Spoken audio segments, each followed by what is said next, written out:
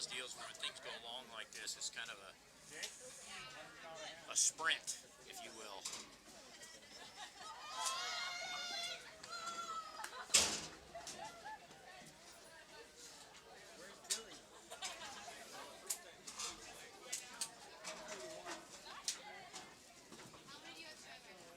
Really?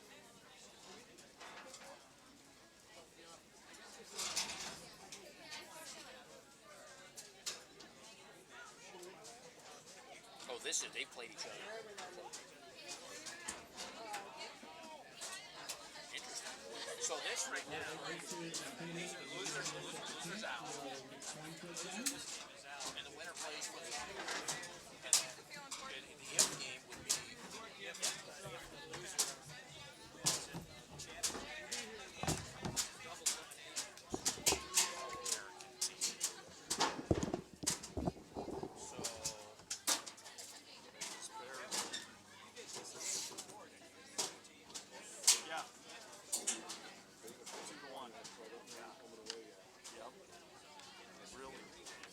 really good game.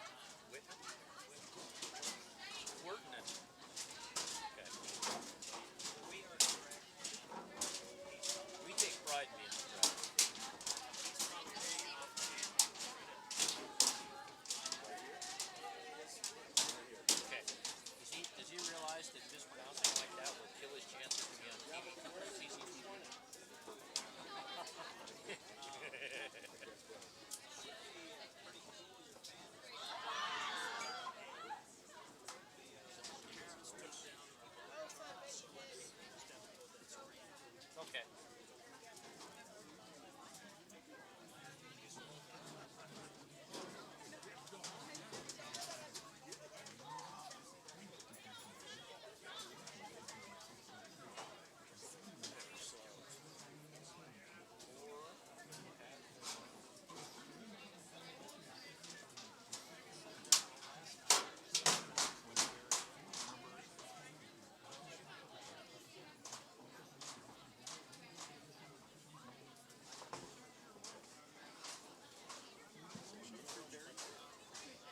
Yep.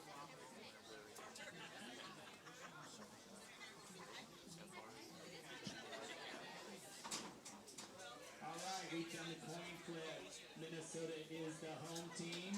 We'll be starting the game momentarily. For those of you that would like to sit in the grandstands, the staff has put up pop-ups. Those are for you to sit under, so you have some shade. All right, let's register that. It's now reserved seat. Minnesota, right? Thank you for coming to the 2017 USA Girls 1880 National Fastpitch Championship. Robert is up on the plaza with his staff. They do still have shirts that are up. Please go and see what you would like to have. They have seats.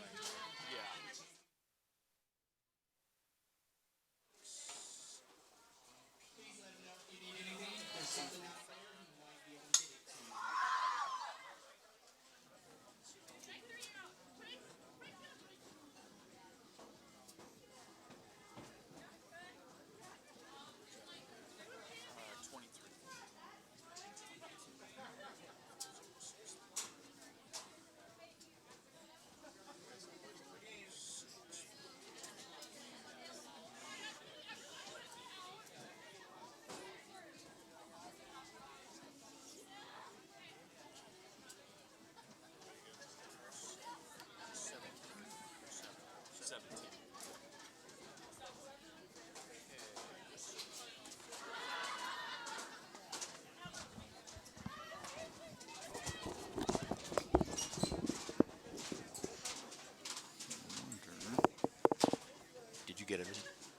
Have you got names? Do you care? You know what? I think I have them. I might have them written down, where I can read them better. 37.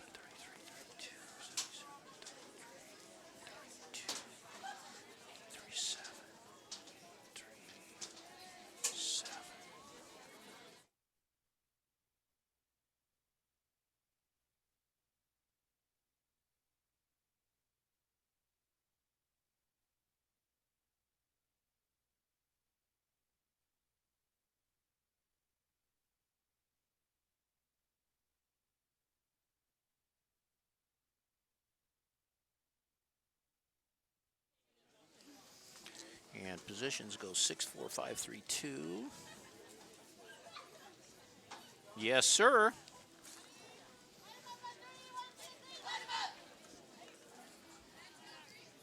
Sure.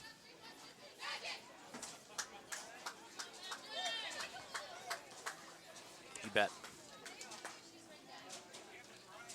Well, no, we're never ready, but yes, we can go ahead and go whenever you're ready to go.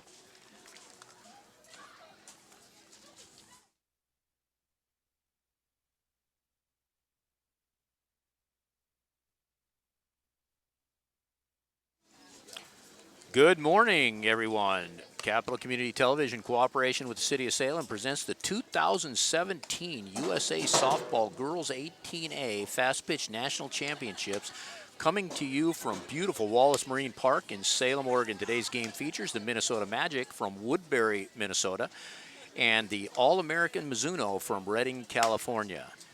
We'll be back after these messages.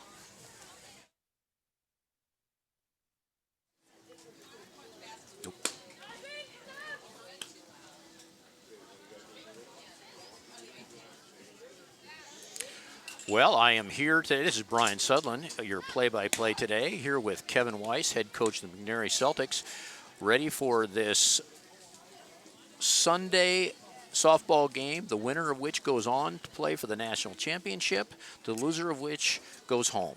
So there's a lot on this particular game. It's interesting here, Kevin, at the tournament games. Our job becomes in large part a sprint between games. There's Batting first for All-American Mizuno. Center fielder number 23, Jenna Sobrero. Hey, that's coming through my microphone or my headset. Is that? And we start with the first batter for All-American Mizuno, Jenna Sobrero, center fielder.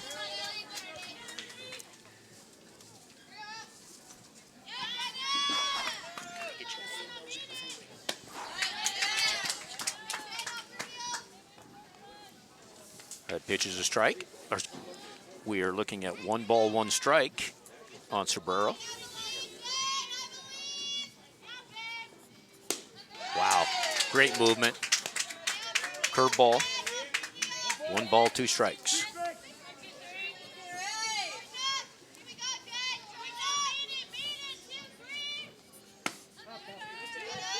Ball's up just a tad. 2-2.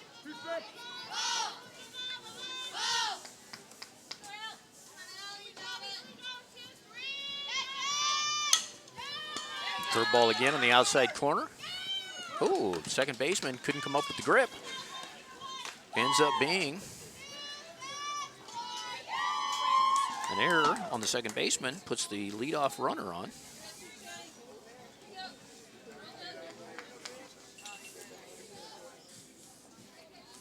Batting next, shortstop number 21, Regan Diaz. Runner on first base, we got a bunt, pitcher fields it, covers, second baseman covers first base, they get the out. Obviously, we're playing a little short game here, trying to get an early lead for the All-American Mizuno. That was Regan Diaz that laid down the bunt, beautiful bunt. Designated player, 00s, Aubrey Akins. Aubrey Akins is the hitter. She's the DP in ASA softball. She would be the equivalent in baseball, loosely. She would be the equivalent of a designated hitter.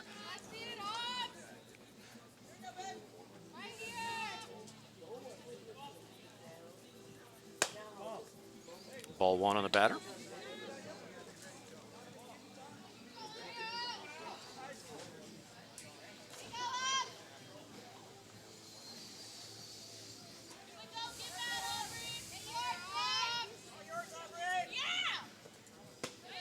Great pitch. Great movement.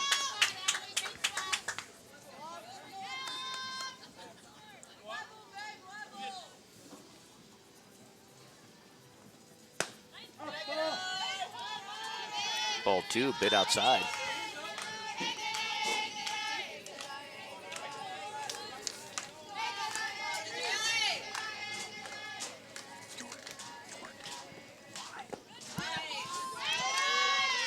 Pitcher for Minnesota is Allie Yort.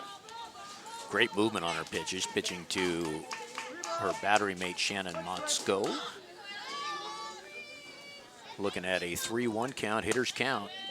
Boy, oh boy. That is a pretty good pitch called ball four. What that tells me is that that outside corner is truly the outside corner. It's not going to be Next up, number the outside 16, corner catcher, plus 2 inches. Sidney Yes. Cross. Girls are going to have to get a feel for where the umpire's calling and try to work around that. That's my partner, Kevin Weiss. Ground ball to the third baseman. He touches third, throws across the dun for the double play. Beautiful play. That is a big play right there. So, at the end of the top half of the first inning, score, All-American 0, Minnesota coming to bat. What I started to say earlier for Kevin and I, between games in a tournament, unlike a high school game where there's a single game, these become a sprint for us. We trying to get lineups, trying to get them in the books, trying to do a lot of things all at one time. Yeah, we have, excuse me, we have about 2 or 3 minutes to get the lineups and try to get them written down here so that we can do these girls justice and say this is this young lady's name. And so that's why I've been a little bit quiet here the first minute or two. I've been trying to write all this stuff down here. Well, and I made Kevin fill in my lineup for me. Which is great because Brian can do more talking. The Alex Malloy, is in the circle for the All-American, for All-American Mizuno, facing Minnesota coming up to bat. All-American won a really exciting game to get into this game versus the Las Vegas Rage. It was fun to watch. Just a great softball game to be a part of or to be a spectator at. Very, very good games this morning. This Minnesota team is here because they lost to Carolina team 3-2 this morning. Played a very good game, but came up short. Number 37, Amanda Yeah, Dickmeyer. the earlier game between these two teams, I believe, was 3-2. It was, yeah. Good game. Leading off for Minnesota, Amanda Dickmeyer is the shortstop.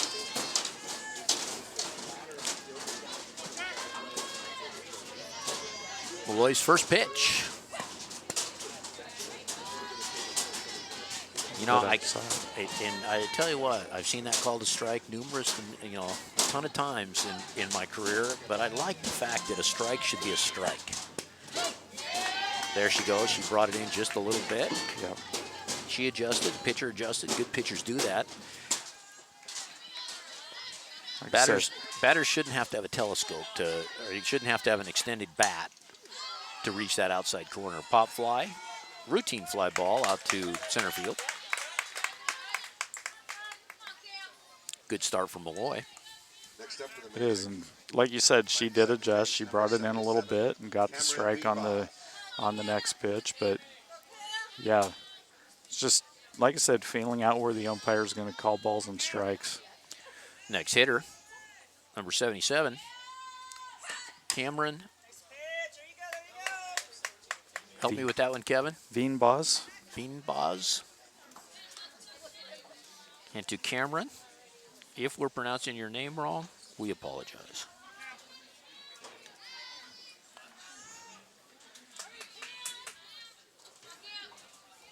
That's another one of the things you try to do between games. You get the lineup as quickly as you possibly can, ball low.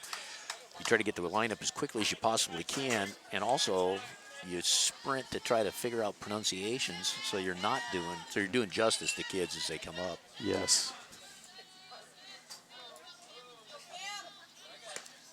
So it came with a changeup. Looks like kind of a knuckle change. A little too far inside on that one. Not a big fan. I've never been a big fan of the knuckle change because to a hitter, that's clearly a different pitch.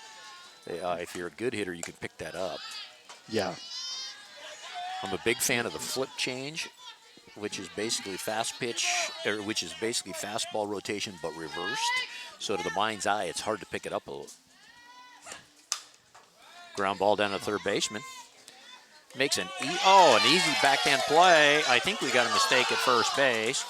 Haley Sobrero made a great play, backhand play. Tossed it over to first base. The first baseman dropped the ball. I think this is going to get reversed.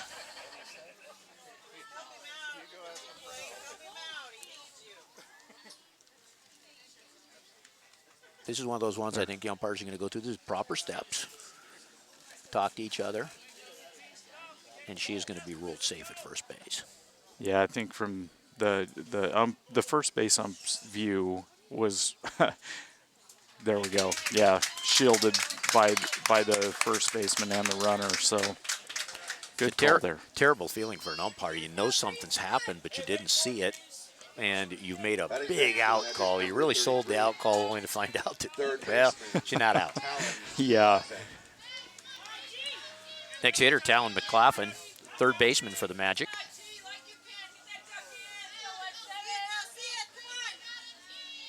Runner on first base.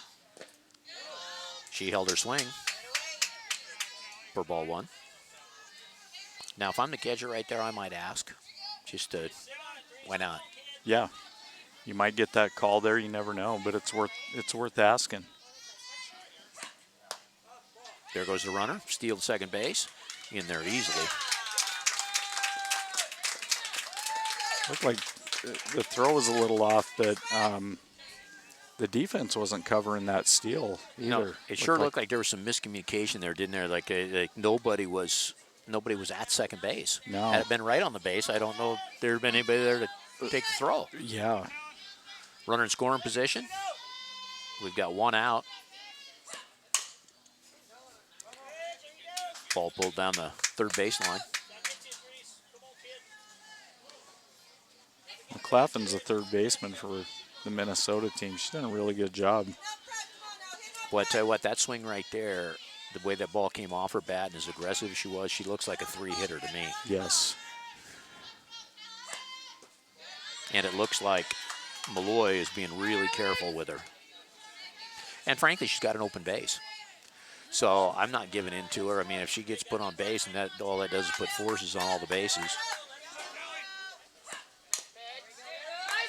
That whole equation just changed now that it's 3-2, but now she's going for the out. But she probably wants to do it and make sure she throws a good pitch doing it. Yes. 3 balls, 2 strikes. You don't want to leave anything hanging to a hitter like this. No. If I'm going to get her, I'm going to get her on a corner. And if not, then she goes to first, and I face the next one. And boy, she is pulling anything on the inside part of the plate. Yes, she is. If she can get that ball on the outside part of the plate with the swing that this gal's got, she's got a good chance of getting her to roll over on it. Get a ground ball. Ball 4 on the changeup. That's a great at-bat by McLaughlin. It is, and again, it goes back to Malloy, didn't give in. Now you got your number 4 hitter up. Next up, number 32, first baseman, Ashley Mitchell. Ashley Mitchell's the hitter. She's the first baseman for the Magic. Rose on first and second. The drop ball inside. First 2 games we've seen with this Minnesota team, she's been pitching, and wow, she is a great pitcher. Ashley? Yes. Must be a pretty good hitter. She's batting 4. Swing and a miss on the... All-around good athlete. Yeah. So 1-1 count. Fouls off. 1 ball, 2 strikes. Boy, I tell you what, All-American right now would love to get a ground ball. Actually, they'd love to get a strikeout. The second thing would be a ground ball. Yeah. And it'd maybe turn 2. Yeah. Though she looks like a good athlete, it'd be hard to turn 2 maybe. Yeah. It amazes me, Kevin. I mean, I just so appreciate you watch these third basemen down there making backhand plays. You know, the earlier Saburo threw one away at first base, but it was just a beautiful backhand play. Make it look so easy. They do.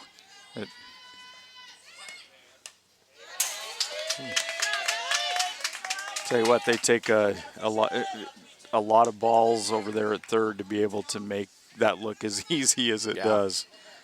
A lot of practice goes into that.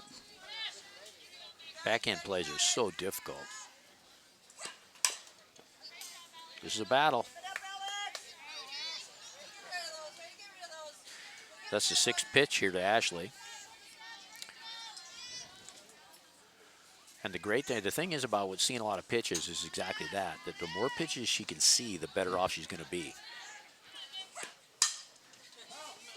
She is, because sometimes as a hitter, and especially hitters at this level, they're able to pick up some things that the pitchers are doing, and they might be able to figure out that, oh, she's going to throw me a change or a curve on this pitch. So, yeah. I think that there's a ground ball up the middle, shielded by the shortstop, gets the force at second base. Taylor Walker on the, Reagan Diaz with the play at shortstop, gets the force. That was a good at-bat, and Batting next, number 8, catcher. It was. the force. Sorry, Brian. She moved the runner over to third on that one. Shannon Motzko's the hitter, the catcher, with runners on first and third. We'll see what happens on this first and third situation. They're trying to draw a throw, Number 8, Shannon Motzko. and the catcher comes up, kind of gives it a look at second base, and then throws down to third. It's funny, Kevin and I were talking about it in an earlier game, that everybody's got 5 or 6 first and third plays, and then ultimately they don't want to throw it because they're afraid to have that runner at third score. Yeah. Coach for Mizuno's coming out. Don't know what's happening here.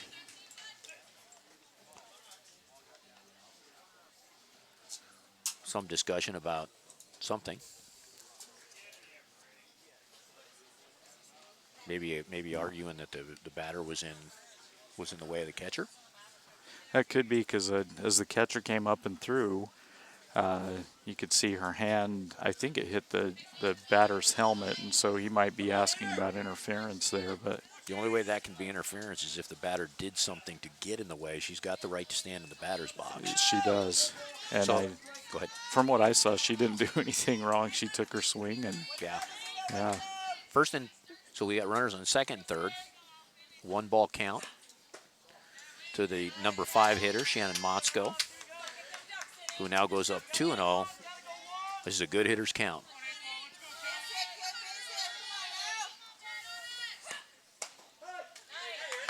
That's probably about the top of the zone. I'm thinking that might be about as high as you're going to get a strike. yeah. The thing I've liked so far about the home plate umpire, it's been a very consistent strike zone. There's a ground ball to shortstop. Reagan Diaz comes up, makes the play to first base for the 3rd out. So at the end of 1, we have no score heading into the top of the 2nd inning.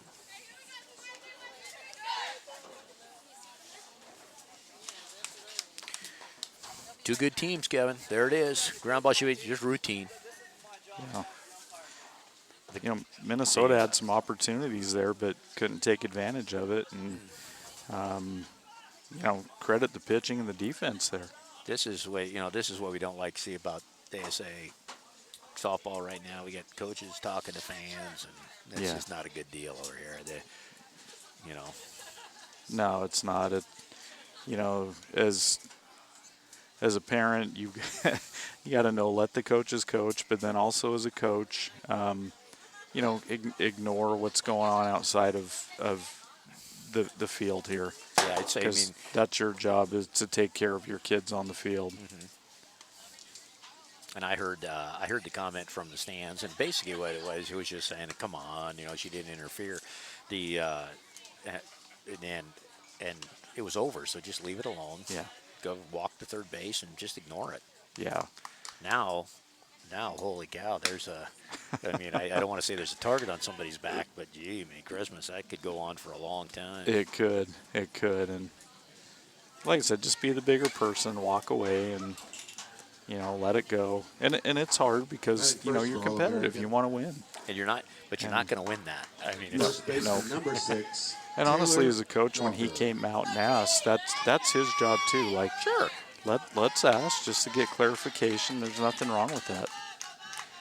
The hitter for All-American Mizuno is Taylor Walker. She's the first baseman as we head into the second inning. Ball up. I think you're right, Kevin. Granted, it's only the second inning, top of the second inning, but so far I like what I've seen out of this umpire strike zone. Very consistent. Yeah. We were earlier games. We were talking about the willingness of these pitchers to go inside, and both these pitchers have shown a willingness to go inside. They have. Back to that strike zone, I like that because both the pitchers and the hitters, when they go up to face each other, and they know exactly what's going to happen. Took something off that. Same spin as she's always had in terms of, it looks like a curveball, but took a little off that. Pop out to second base. Here it is. Routine. Goes back over her shoulder, handles it with ease. That's Cameron Veenbos. Our hitter right now is Haley Sobrero. Now at the plate, I'm assuming must be the number sister of 14, Jenna third Sobrero. baseman, Haley Sobrero. She's your third baseman. Fouls off the first pitch.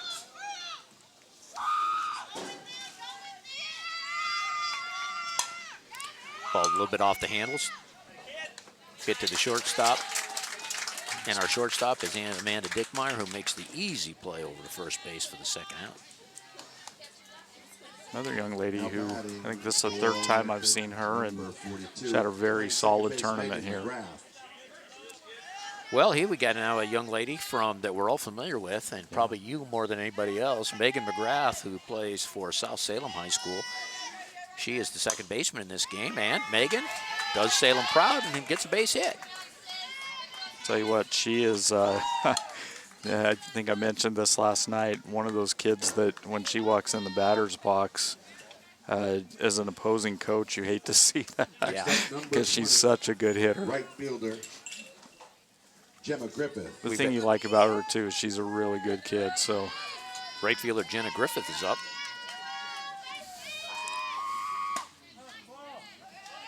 But I'll tell you, that also kind of illustrates something about ASA softball.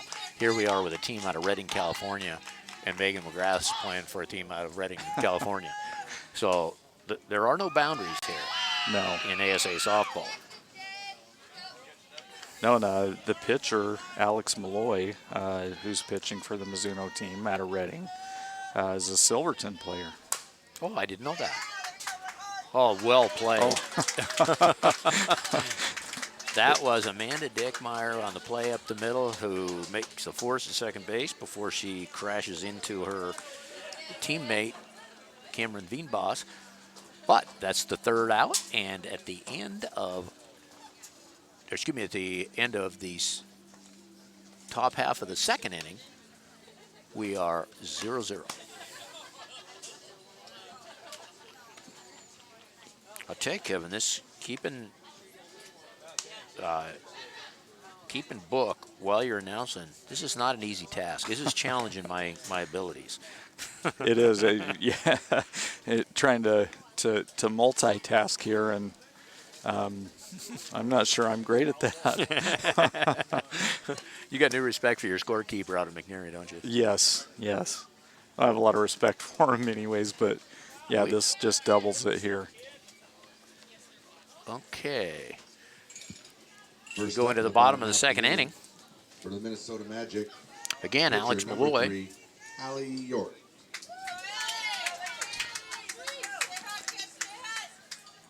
In the circle for All-American.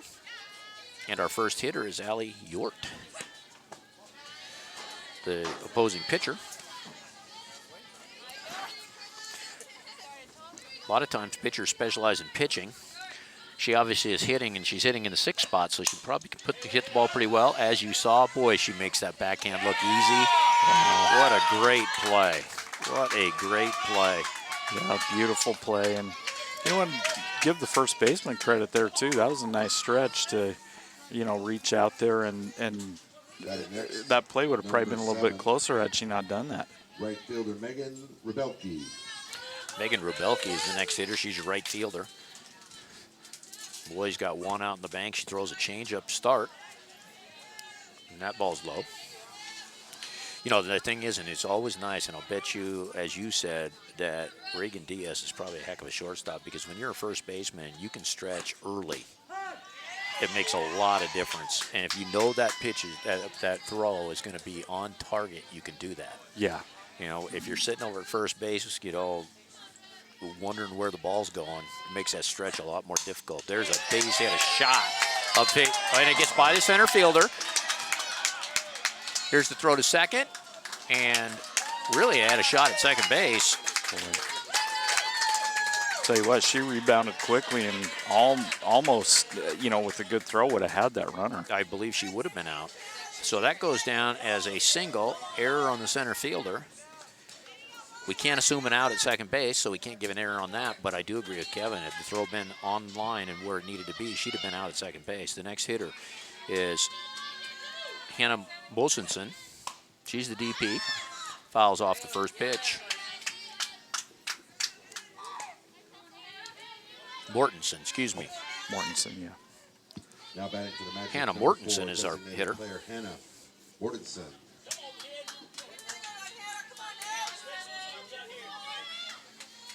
So we got a runner on second base. The one out. Ball's inside. Brings us to a 1-1 count.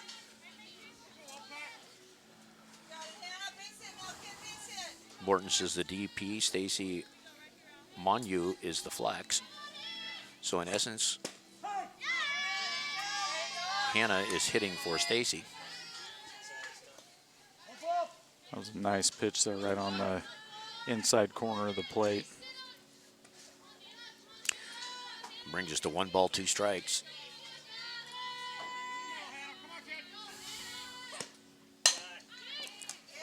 Ground ball to first baseman, takes his unassisted. Ooh. Boy, the third baseman saved a run right there. Yes, she did. Had she not been able to get in front of that ball and stop it, Left fielder Catherine that would have been down the left field line somewhere. Catherine Wertman is the hitter. She's the left fielder. It's funny, I watched the first baseman, and she threw it, and the girl made the play over at third base. As soon as Sobrero made the play at first base, she looked into the dugout, looked at her coach. Okay, yeah, I know. Probably not a good idea.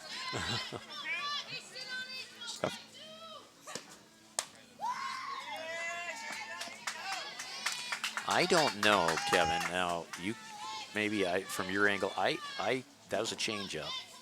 And I do think right now, between you and I can pick it up. I can see it coming out when she's throwing the changeup coming out of her glove. And that's because it's that knuckle grip. Ground ball up the middle. Nice backhand play by McGrath. She makes the play for the third out. Very good play. So at the end of 2 innings, the score 0-0.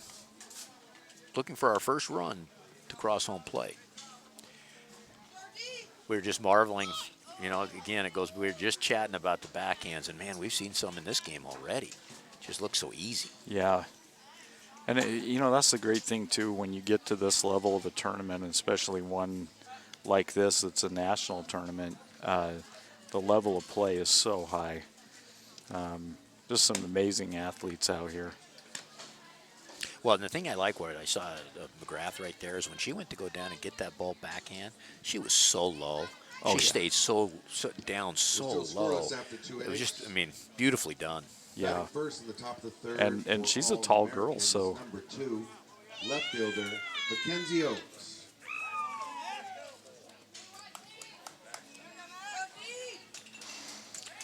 So we go to the top of the third. Our leadoff hitter is Mackenzie Oaks, the left fielder.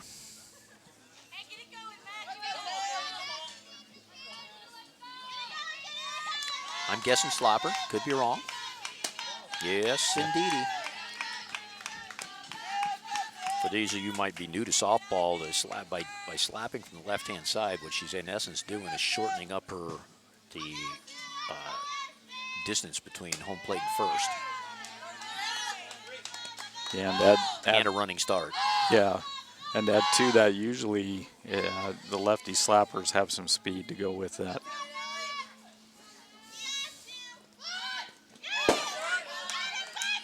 She showed bunt. Apparently pulled it back. 3 balls, no strikes. I would think right here that Yort really would not want to put this gal on because, you know, now just looking at Oaks, she looks like she's probably fast. Yes. That is a great start for All-American Mizuno right there, because now you go back to the top of the order, and Jenna Sobrero, your center fielder, where you've got all kinds of things you can do right now. Yeah. And I'm thinking I'm bunting. She's having trouble with the strike zone right now. She has these last 4 or 5 pitches been up in the zone, and that's not good when you have some really good hitters. Beautiful bunt. Beautiful bunt. They're going to have a hard time getting her first, and they don't. The throw is thrown away. And Oaks goes to third base. So what we have is a base hit, and Oaks going to third base on the error by the third baseman, Taylor McLaughlin. You see there on that replay, she just came up, didn't get set well, just came up and kind of winged it. And Reagan Diaz is our batter. Catch the shortstop. York pours in a strike. So we've got runners on first and third. Ball 2, or excuse me, ball 1. So we get a 1-on-1 count. Kind of surprised the runner hasn't taken off at first base, which could be an indication that Reagan Diaz is a pretty good hitter, and we don't want to take a chance on making it out. yeah, Well, that's a good pitch. That's a good pitch and an even better take, because man, that was about midway through. That looked like it was about coming right down the middle of the plate. It ends up on her hands. There's ball 3. They're throwing through to second base. The cutoff. oh, They end up getting nobody. I think probably a little bit of a mix-up there with the second baseman, because I think had she let that go through, But I think he might have had her. yeah, 2 balls, 1 strike. Now 2-2. tell you what, Yort has some movement on the ball. Yes, she does. Wow. Second, third. Runners on second, third. No outs. Big situation here for Mizuno. There's a ball hit up the middle. A line drive, soft line drive. And unfortunately, Amanda Dickmeyer ends up dropping the ball. Maybe was thinking about where she was going to throw that ball prior to actually fielding it. Now we've got a big situation. We've got Aubrey Aikens up the DP with the bases loaded, no outs. Interesting decision by the. There's another one. Oh, Same wow. type of play. Great play at second base by Cameron Beanbaz. Really nice job. I'll tell you what, that saved, I think, at least 2 runs right there. That brings up Sidney Cross, the catcher. Sidney Cross. I was going to say, interesting decision to play. Runs are going to be at a premium, because early in the game like this, to play all your infielders in indicates that, runs are going to be tough to come by. They are, and the game last night, I think the score was 2-1 or 3-2, and both teams, they had to scrap for the runs that they got. So we've got the bases loaded, 1-1 count on the batter. That ball is hit into the next county, and it is pulled so far foul. We may not find that one. And as the Minnesota team, you're breathing a sigh of relief that went foul. Exactly. 1 ball, 2 strikes to Cross. Ooh. Man, oh man. That was a beautiful pitch. Now, I don't know if that was a ball or a strike. It was called a ball, so it must be a ball. But I'll tell you what, if I'm a hitter, I'm putting bat on that one. Yeah. I got to get a bat. 3 balls, 2 strikes, bases loaded. You got to come to her. Something's got to give here. You know what? Consistency on the umpire, because that pitch was almost in the same spot. And to his credit, he didn't do any kind of makeup call. No. Base hit up the middle. Scores 1. Here comes the second runner. Ball's cut off. That's a 2-run single for Sydney Cross. She picks up 2 RBIs. Runners now on first and second as Reagan Diaz goes to second base. Yeah. That was a big, big base hit right there. Yes, very timely hit. Like you said, runs are going to be at a premium here, and to put 2 on the board early. 44 is courtesy running for the catcher. Unfortunately, I don't have any numbers. We're going to look quickly in our. Taylor Walker. We're going to quickly look in our roster booklet and see if.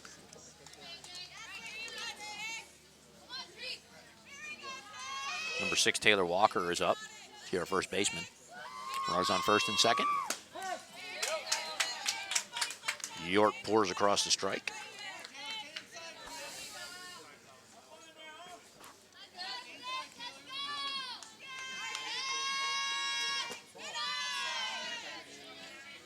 Ball 1.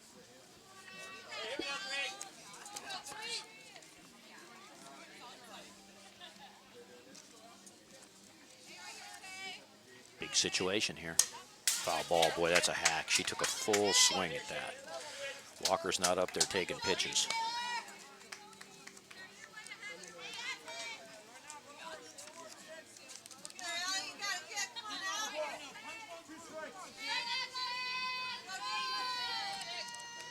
One ball, 2 strikes.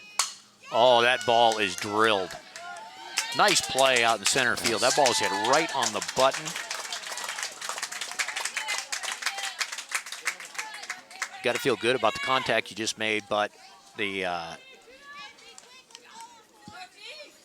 fact that it didn't draw bears a replay, routine play. Left field. Haley Saburo is the hitter, third baseman for Mizuno.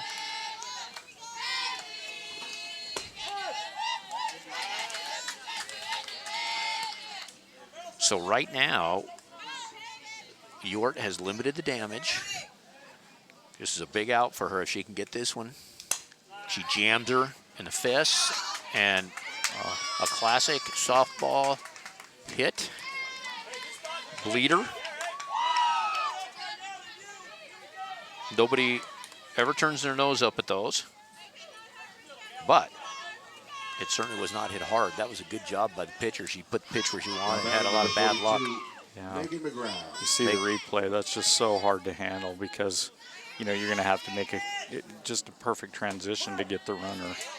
Megan McGrath, South Salem's own, is back up to the plate. Last time Megan had a base hit up the middle. She now comes up with the bases loaded.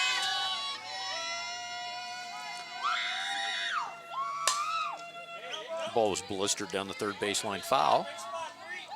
No balls, 2 strikes. Megan probably now will expand her strike zone just a tad. Make sure she protects that plate. As a coach, Megan's the type of kid you want up in this situation.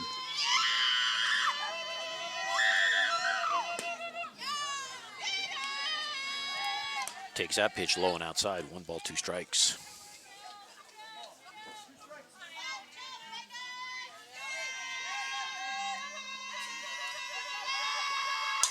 There she goes again. Base hit. Up the middle. A little bit of a bobble in center field. Third base.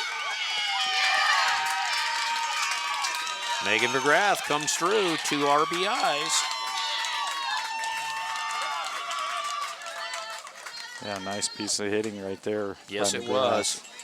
Yes, it was. And she, there was a little bit of a bobble, and there might have been a play at home plate. Jenna Griffith's our hitter, the right fielder. There might have been a play at home plate on that because it didn't look like the runner from second base was fully committed to coming home. She then changed her mind, comes home, but the bobble allowed her to get there easily. Yeah. So that's strike 1 and strike 2 on Jenna Griffith. Jenna got on via fielder's choice last time. Hit the ball up the middle, a shortstop. Amanda Dickmeyer made the play, and that was our play where Amanda ran into her own second baseman. Yeah. 1 ball, 2 strikes. Ground ball off the end of the bat. Fielded by Cameron Beanboss to Mitchell for the 3rd out. That brings the inning to a close. But the good news for the All-American Mizuno, 4 runs. They now lead 4-0.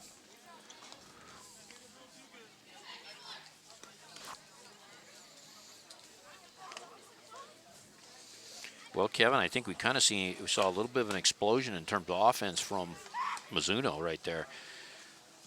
We did. I think it's a combination of they hit the ball well, but you also notice that the Minnesota team made a couple of errors. And one of the things that I've noticed with the Minnesota team is they've been relatively solid defensively in those games where they've had close games. Mm-hmm.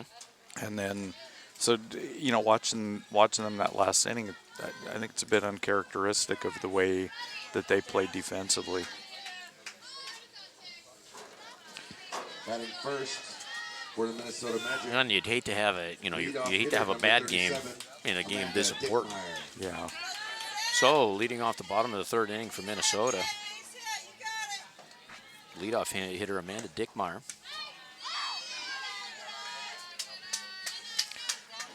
Amanda flew out to center field last time.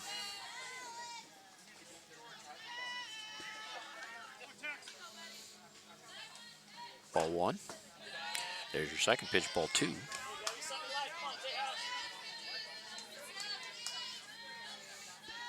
Good hitters count right here. It would really help Minnesota if they could come back and get on the board. But especially after the Mizuno team had that big inning, putting up 4 runs there. Yep. That ball's hit pretty well off the end of the bat, though, it looked like, actually. And I think that, and of course, the flip side of that is coaches from Mizuno are, right now hang a 0 up, put a 0 up on the board right now for the Mizuno team. Yeah. Because you've got them down. Don't give them any feeling they can come back. Exactly. Keep the momentum going and don't let them get any.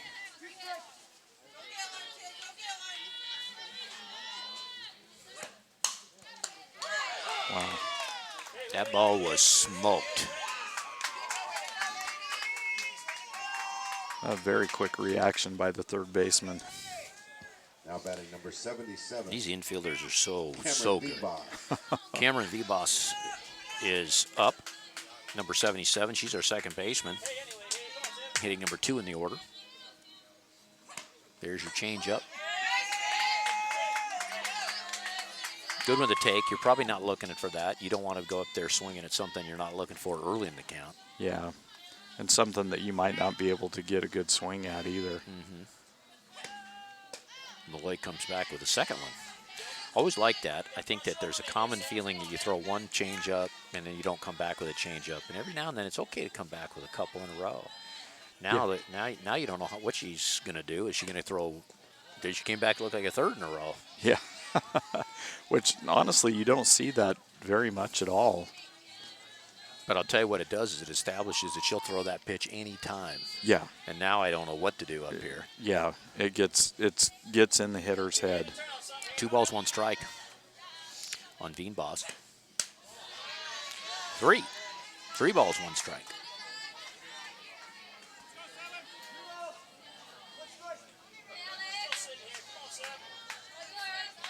Like to get on base, give the Minnesota team a start. Good pitch. Inside part of the plate. Nicely done. 3 balls, 2 strikes. As a hitter, I'm not sure I'm taking that one. And she looked like she was taking all the way. Ball 4. Came back with a change. Took it high. It worked for her. Talon McLaughlin is now the hitter. Talon is the third baseman Now for the batting Magic. number 3 33. hitter. Talon McLaughlin. You don't want to walk the number 2 hitter to get to the number 3 hitter. No. She's really seems to have fallen in love with the changeup. And McLaughlin is hit by pitch. And I like this coach coming out right now and having a conversation. I don't think she's tired out here. I think that what needs to happen is, look, we're up by 4 runs. Let's pound some strikes across here and make them, if they're gonna go ahead, if they're gonna do something offensively, let's make them earn it. Yeah. Make them beat us. Yeah. And, after those last few pitches, you saw Malloy there rubbing her fingers. And the way she pitches with so much spin on the ball. Think something may be bothering her? It could be. Ashley Mitchell's coming up, the first Batting baseman. next, number 32. Batting number 4 for the Magic. Ashley Mitchell. Have to keep an eye on that finger situation, see if that is an issue. First and second. Comes inside, just misses. The big moment for Minnesota. If they could get a run here, feel a little better about how things are going.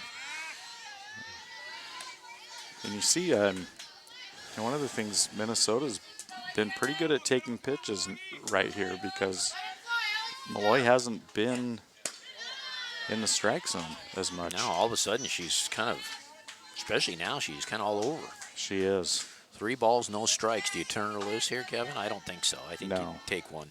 No.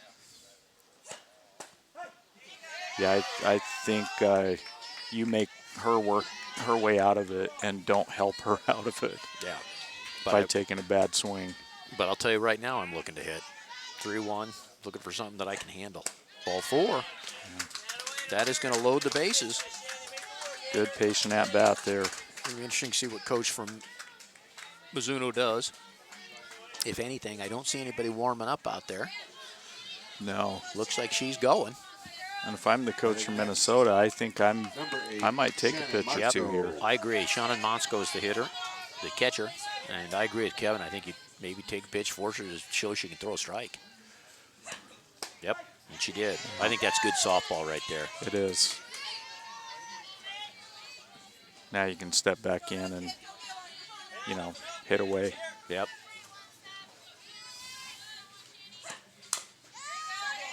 She came back in the inside part of the plate and fouled off.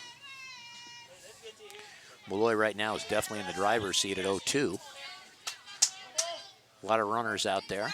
Got forces at every base, including home plate. Comes with a change, and it's high. 1 ball, 2 strikes. Now, see, this goes back to what we were talking about. She's shown that she'll throw it again and again. Yeah. So you can't sit right now on a fastball. No. And it's coming in just high right now. Yes.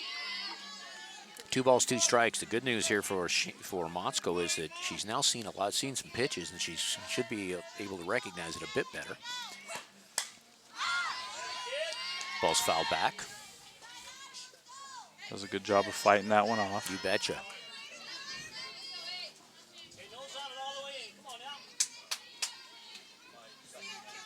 So we are 2-2 with 1 out, bases loaded. Big moment. 3rd inning for Minnesota, the Magic. Ball's high. We are looking at 3-2 right now. Something's got to give. And you know, that's one where, like you said earlier, Malloy had control with 2-0. Now all of a sudden it's full count. There's a ground ball to third base. Gets the force at home.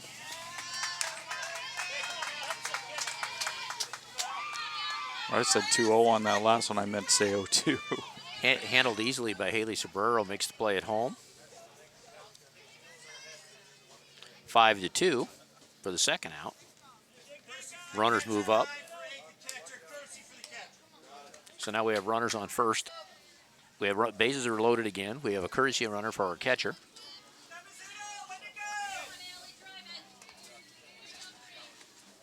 And our hitter is the pitcher, Batting next for the Magic, Allie number Yort. 3, Allie Yort.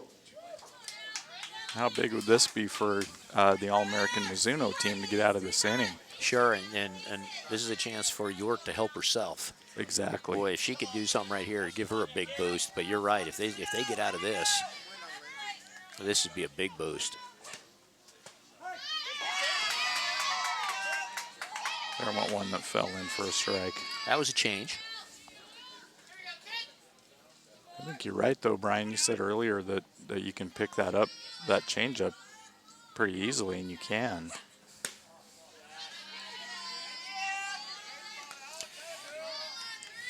Now picking it up and picking it up is one thing, hitting it's another.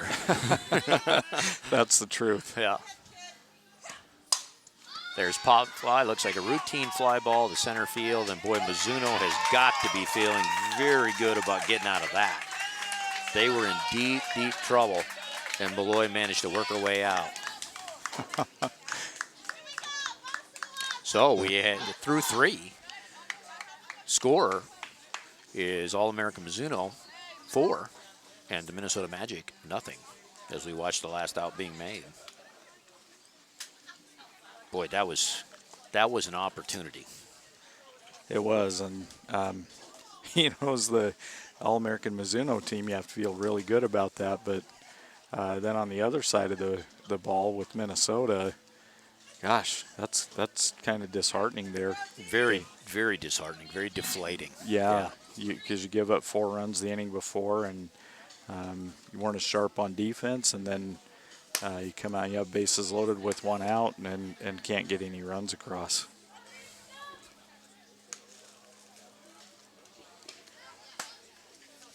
Right now, I mean, to be frank, the better offensive team so far has been Mizuno. Yes, Batting yes, first for All-American, definitely. number 2, Mackenzie Oaks. Mackenzie Oaks comes up to the plate, hitting for Mizuno. She's the number 9 hitter in the lineup. She's the left fielder. Mackenzie started off last time with a base on balls, ended up scoring. Gave Mizuno a great start to the third inning. The last inning, all 9 batters hit. Starts off with ball 1.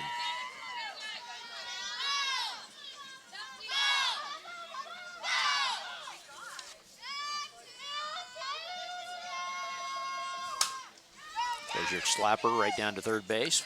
Well played. Talon McLaughlin making the play over to first base. Good strong throw. 1 down. Nice play, and like I said earlier, she's had a really good tournament. She's Here it is. very good Stays nice and defensively. low on it. Makes a throw that doesn't, first baseman really doesn't have to do anything except catch it. Jenna Sobrero's up, center fielder. Jenna got a base hit last time. Got on his ear by the second baseman, first time up. Starts off this time, fouls off the first pitch for strike 1.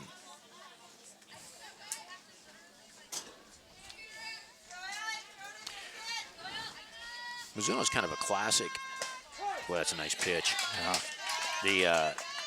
Mizuno's kind of a classic fast pitch team. The number 9's a slapper, number 1's a slapper, or I don't know if she's a pure slapper, but a left-hander with some speed. Fouls the ball off down the left field line. Good effort out in left field by Catherine Wertman. A little diving, attempted a dive, and just out of her reach. I love the hustle and the effort there.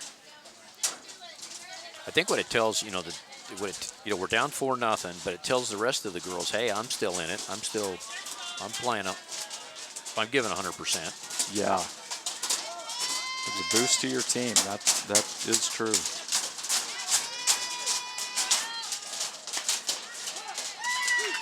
Really?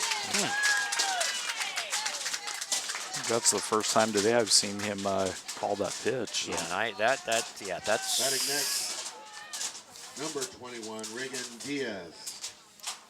Reagan Diaz is the hitter, shortstop.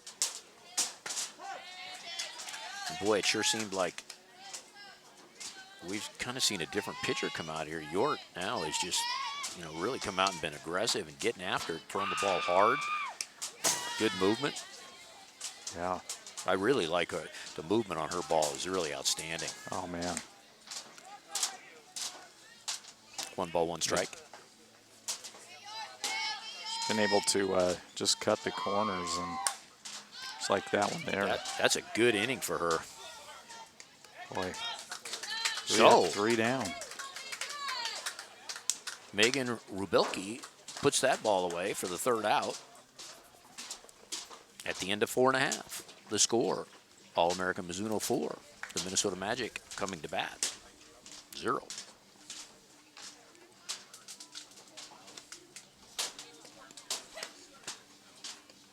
Be interesting to see how Malloy comes back. She had kind of a rough inning last inning. Be interesting to see how she comes back this inning. She didn't get a whole long time to sit and rest at all, because that was a quick inning.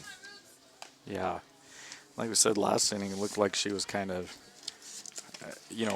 messing around with her fingers there, so you don't know if maybe there's a blister or something that's going on, and you like a little time in between innings to maybe check that out and give her a little bit of rest, but she's right back out there.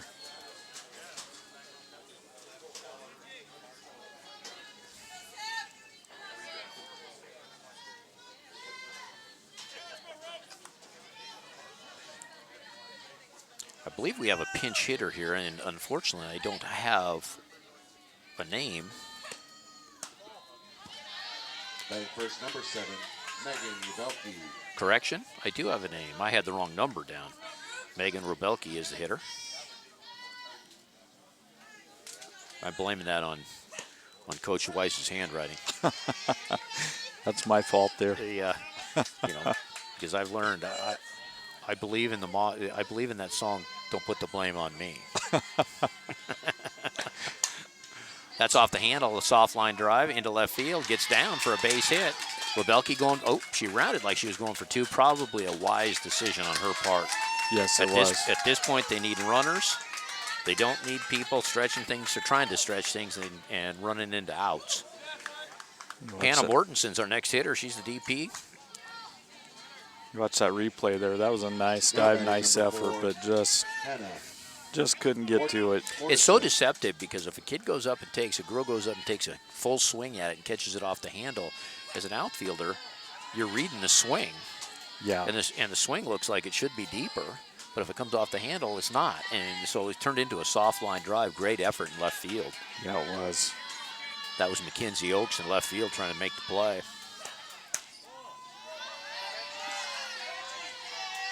So we're kind of back to what we ran into last inning. We got a runner on first, and now we're having a little bit of issues with strike zone. Trying to find a strike. Pours that one across, so. Came back with one. And again, I go back to, right now, I'm assuming as a coach, what I want is, let's pour that thing across.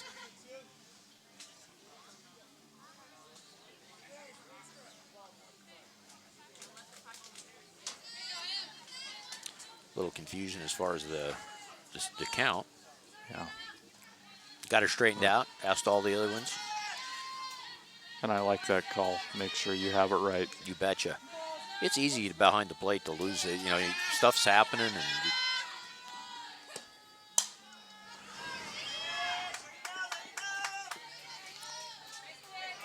2 balls, 2 strikes now in Mortensen. She fouls off the change.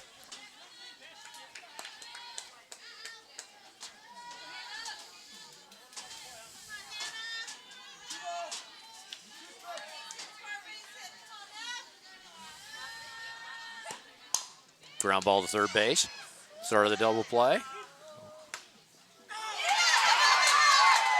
Boy, oh boy, that. I don't disagree with the call. It just didn't look like. Didn't look to me like she was running terribly hard down first base, and I don't know. I didn't think so either. Here's the replay here. We'll be able to see it a little better. Now batting number 12. That replay makes it look. Yeah, I think she may have been there. But honestly, though, as a runner, Brian, you don't want to leave that in the hands of the umpire. You got to be hustling down the line. Catherine Wortman's batted left fielder. Nobody on. 2 down. 2 balls. And I talked about that in yesterday's broadcast, that you never want to leave anything in the hands of the umpire. No. No, you don't. And it's nothing against them. It's just you got to make sure that you take care of your own business. Yeah, if you're going to be out, then be out. Yeah. But do it. Make sure you're going 100 miles an hour, and that. Yeah.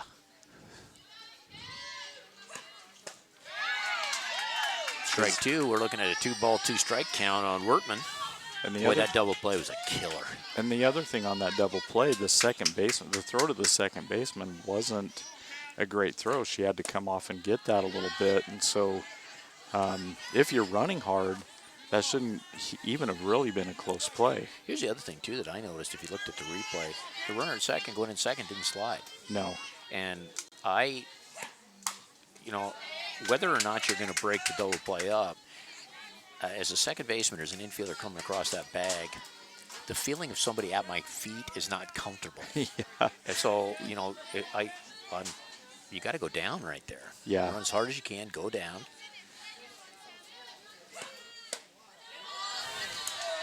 A bit high. Malloy loses her on ball 4. Wortman to first base. That brings up our leadoff hitter, Amanda Dickmeyer. Amanda flew out to center field in the first inning, hit a shot to third base in the third inning that was fielded. Line drive. Malloy comes in with a change. Now batting leadoff Taken hitter, for ball number 1. 37, Amanda Dickmeyer. Big 4th inning here for Minnesota. If they get on the board, this would be great.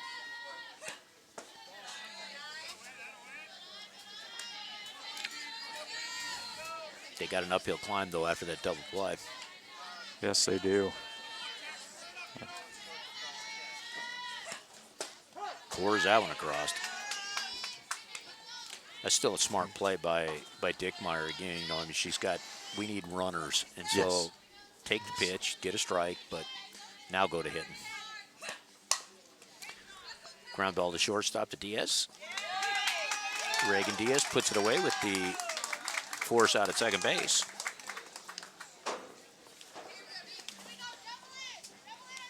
So that one goes 5-4 for the third out.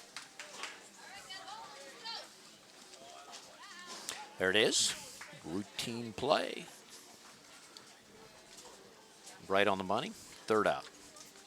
So, at the end of 4, our score,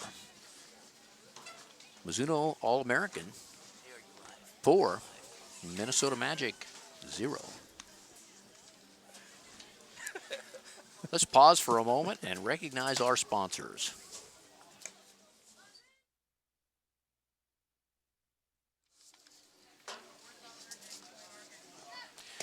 Well, we are heading into the top of the 5th inning. Mizuno comes back up to the plate, and they are going to start with their number 3 hitter. Batting first for All-American Mizuno.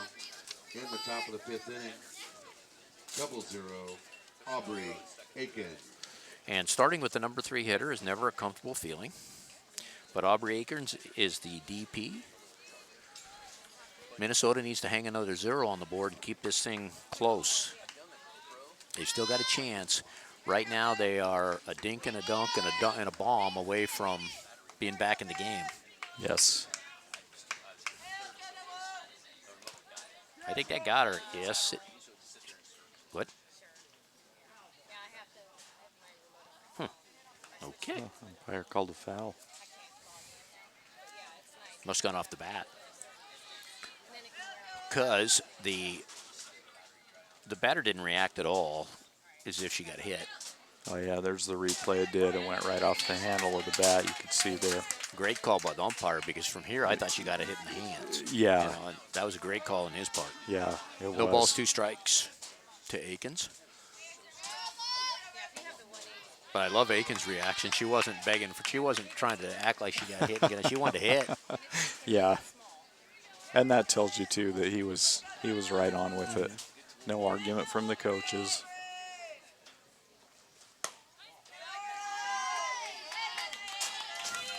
Nicely done. Nicely done by the umpire. Very consistent strike zone, as we talked about. Yeah. Done a really good job back there. Good job battling off a tough pitch. And there's probably not an accident that he's behind the plate on a game that's extremely important for this tournament. Yeah, you're exactly right. This is... Boy, that is a beautiful changeup.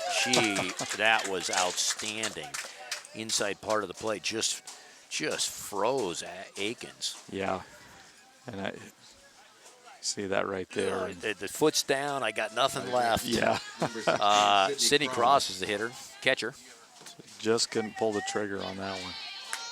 Cross has grounded out to the third baseman, had a big base hit, 2 RBI base hit back in the 3rd inning.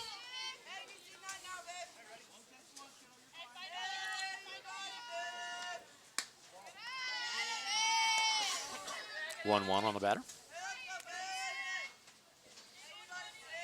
York's done a great job here. Come right back. Needs to put that goose egg on the board.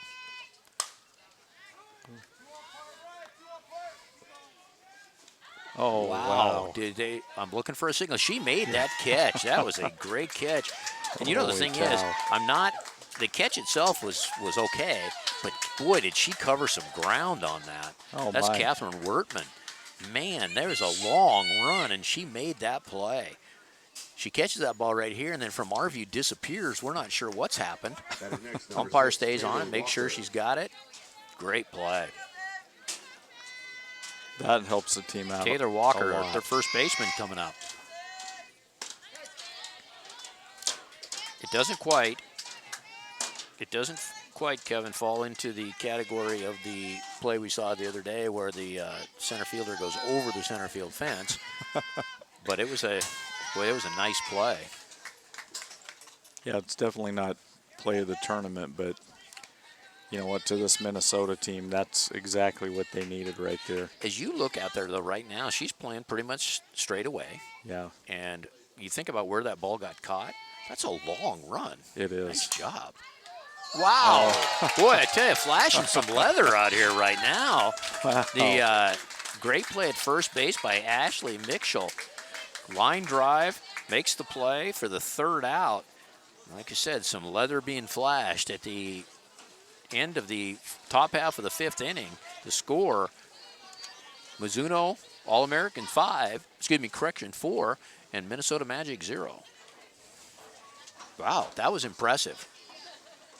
Some good athletes out there, as you've said before.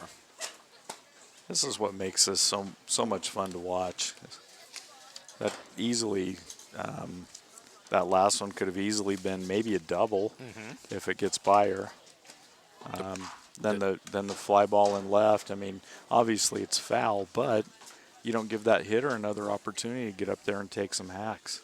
Exactly right. And it maybe gives your team a little bit of a boost. That's always nice. Yeah. And I'll tell you, minus the 1 inning here,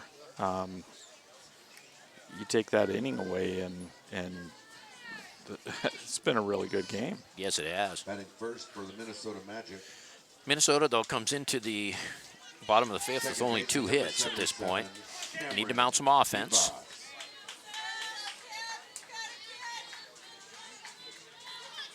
Our hitter is Cameron Vibas. Second baseman for the Magic takes strike one on the changeup.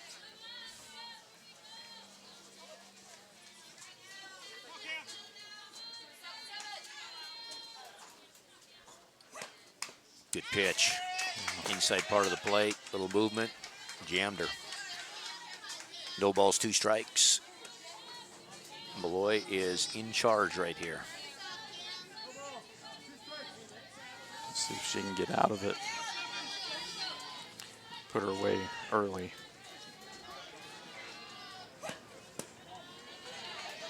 I'm glad that she didn't throw the change right there because 0-2 is an obvious change count. Yeah. And Yeah. now if you're the hitter, you don't know, does she come back with something hard? It's a change.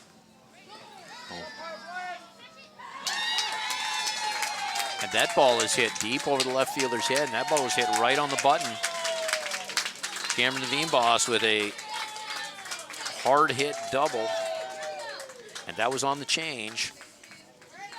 Well, you can see her just way back on that one and drive it. Third baseman, number 33. Talon McClaffin Talon McClaffin. coming to the plate right now. Talon grounded out to the shortstop, hit a ground ball to the shortstop, and was hit by pitch. So let's see. We're at a key point in the game for the Minnesota Magic.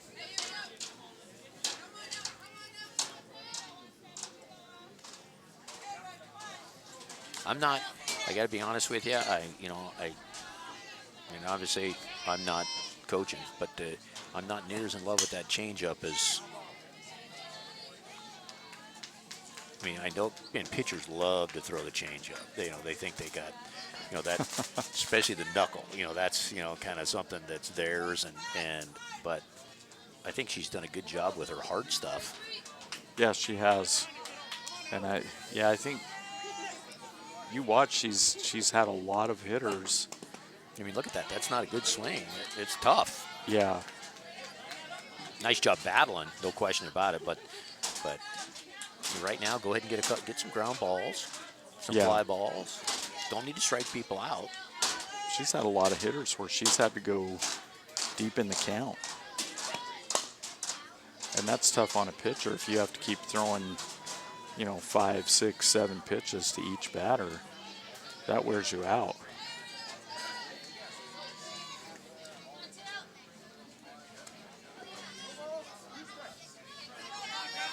So we're sitting here with no balls and 2 strikes. Did she go? He ruled she went. She's thrown out at first base.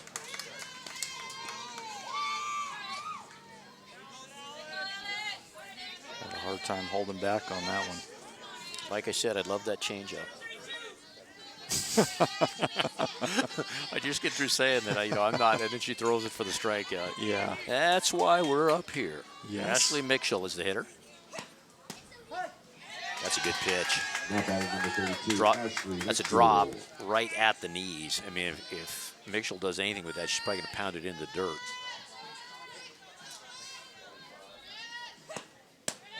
That's a ball up.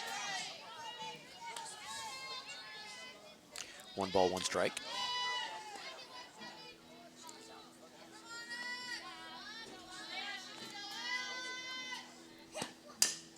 That's another one down. I like that pitch.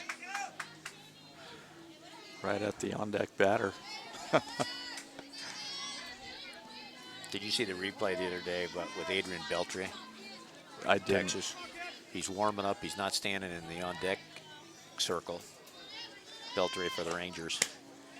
And the umpire stops the game and tells him that he's got to move back into the on-deck circle. And the on-deck circles in Major League Baseball, they're just a giant piece of rubber or something. I don't know what it is. But so Beltre then proceeds to move the on-deck circle to where he's standing. Strike 3. At which point, Batting next, number 8. the humorless Shannon umpire tossed him Motzko. out of the game.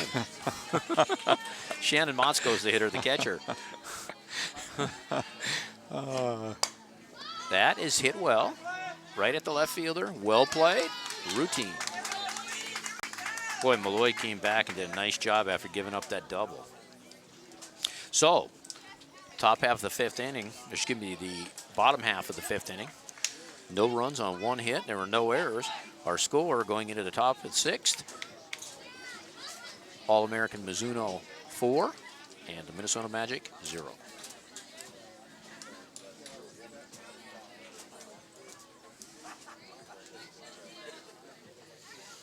So, getting kind of running out of outs right here for Minnesota. Yeah, 2 more innings, and you know, they have to come out and play good defense, pitch well, play good defense, not allow All-American Mizuno to score again. But you know, on the other side, you do have to score some runs, and but credit Malloy. I mean, Yeah. she's kept him guessing, and like we were saying, you know, changeup might not be the favorite pitch, but I'll tell you what, she's been effective today with it, and she's kept the Minnesota hitters off balance the whole game. I'm stepping away from the changeup, not my favorite pitch. The, you know, she might. My opinion isn't worth anything. She's striking people out with it. Throw it all you want. First Yeah. in the top of the 6th inning. You know, Hitting first for All-American Mizuno is Haley Sobrero. it could be Number something too. I 14. mean, we're picking it Haley up here, Sobrero. but you know, too, we've have I don't know what 10, 15 feet further than what the hitters do. So That's a true story. because when you're standing 43 feet away, you know, it's a bit of a difference. Well, and you know, I can sit here right now. I've got the luxury of just trying to watch her. That takes it off the elbow.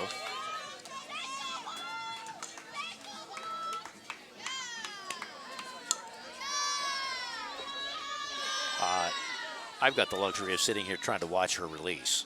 If I'm hitting up there, I don't have necessarily the luxury of just focusing on one thing. That's true. That's true. Yeah, Megan that's a good McGrath, the point. hitter again, she's had 2 hits.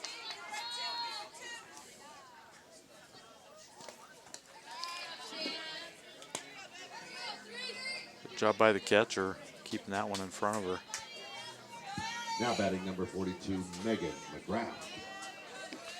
2 hits under her belt. The pride of South Salem. 1 ball, 1 strike. See what Megan can do here in the 5th inning. Got 2 RBIs under there she goes again, another base hit. She's 3 for 3 today. Yeah. Having a great game. Scott McCormick would be proud. Yes, he would. Tell you what, she did a good job with that. Just an outside pitch, went with it, found the hole, moved the runners.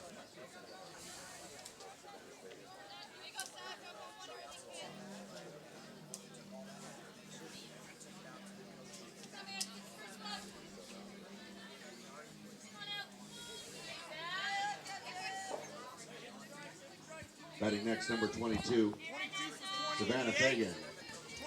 Savannah Fagan coming in to pinch hit.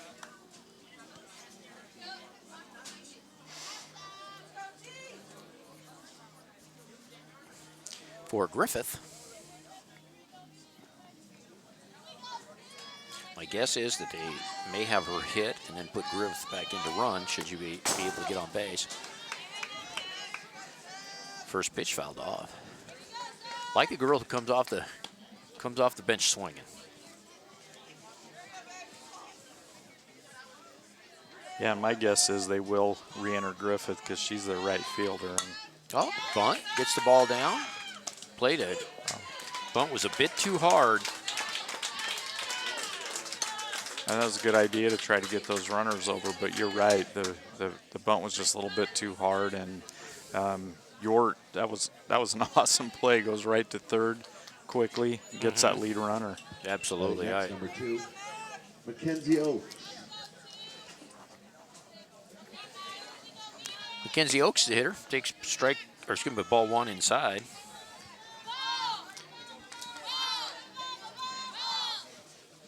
Mackenzie's walked and grounded out to third.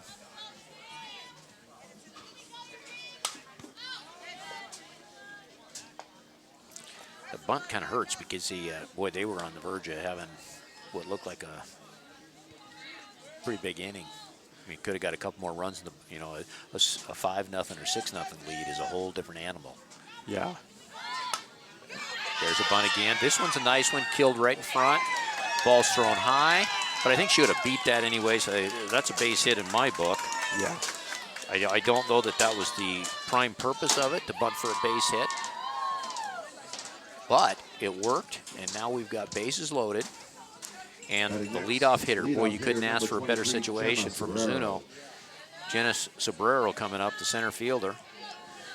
Yeah. Bases loaded, 1 out. It's a good situation.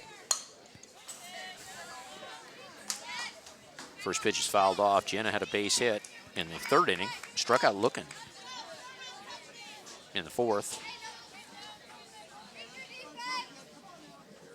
Got 1 out here.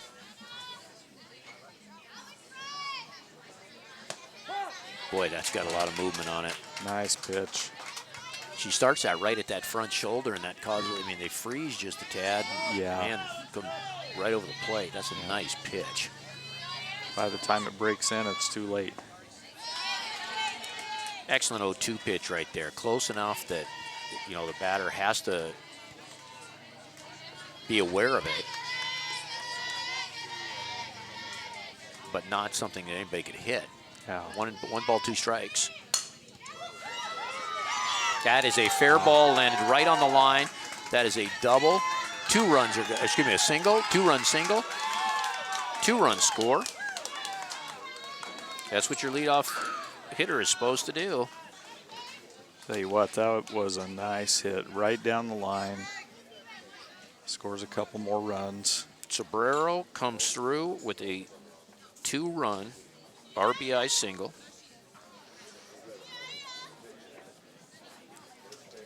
I'll tell you, I mean, you hate to write.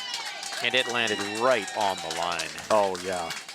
And you know what? That was a great call by the umpire. He went right out, made sure where it hit, let everyone know. There was no guessing. We've got a change in pitchers for the Yeah. Minnesota Magic. And this is Mitchell.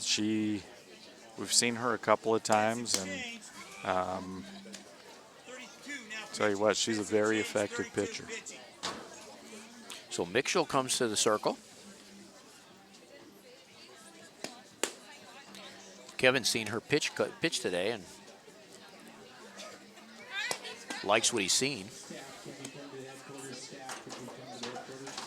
Kind of almost, you know, and up here, it's easier once again for us to make the calls and guess, you know, what's going on, what to do and what not to do. But for me, I'm kind of wondering if maybe it would have been a great idea to bring Mitchell in a little bit sooner. Batting next for All-American Mizuno, number 21, Reagan. Because Diaz. honestly, the way that Malloy's pitched and Minnesota hasn't been able to figure her out yet, you know, 6 runs is a lot right now. Yeah, 6 runs is huge. Reagan Diaz is the hitter.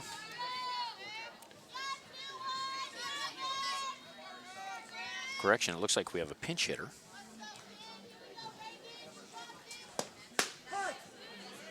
And not sure of the... Oh, it is Diaz. Yeah. Oh, it is Diaz. Again, my numbers are messed up, so it's Reagan Diaz. I thought it...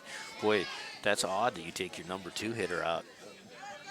And you know, that you pinch hit for your number 2 hitter. That's... You're pretty much thinking the game's over. Yeah. And definitely in a situation like this. Ooh. Strikes out.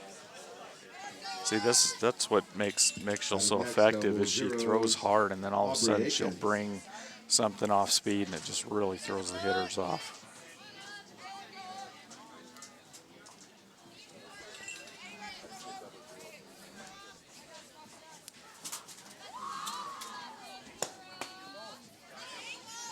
Get ball 1 on that first pitch.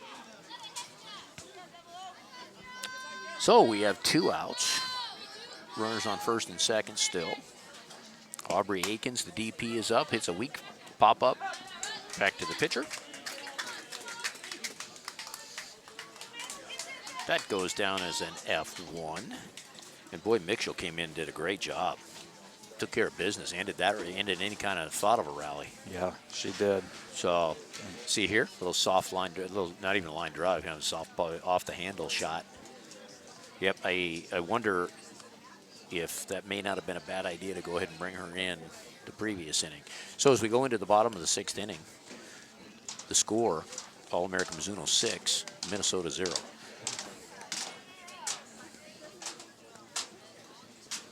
That's one of those things you don't want to discredit York, because she came out and, she worked hard and didn't do a bad job of pitching, but Facing a really good team, too, a very good hitting team. Exactly. So, it's one of the things that I'm always kind of take pause with is that sometimes in your pregame speech or your postgame speech, it's not so much that we didn't do this or we didn't do that. It's maybe that the other guys were just better. Up Yeah. first for the Minnesota Magic, Happens. Yeah, number they beat 3, us. Yeah. Allie York. I mean, you could go back here and look at Allie York is the hitter, the starting pitcher. But you can go back and you can say, okay, if Minnesota would have not had an error here or there, but what's that do? That gets the score down to what, 4-0? Yeah. It's not as if all the runs are going to go away. No. There's the changeup for strike one. The changeup that I've now agreed should be thrown on every pitch. Yeah. There's a shot. York comes up, a diving try. That's going to be a double for York. And that ball was hit hard. Great try out in left field by Mackenzie Oaks. Yeah. She got a hold of that one. That's a good start for the Magic. That should bring up Megan Rubelke.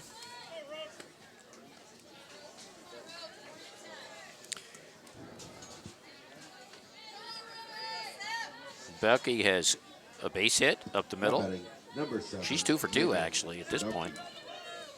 She had a base hit to left field as well. So this is a good spot right here for Minnesota.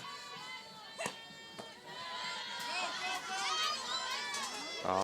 Yeah, that right there is, I heard the coach over at, I think he was yelling, no, no, no. I'm hoping that's what he was yelling, because right now you don't want to take any chances whatsoever.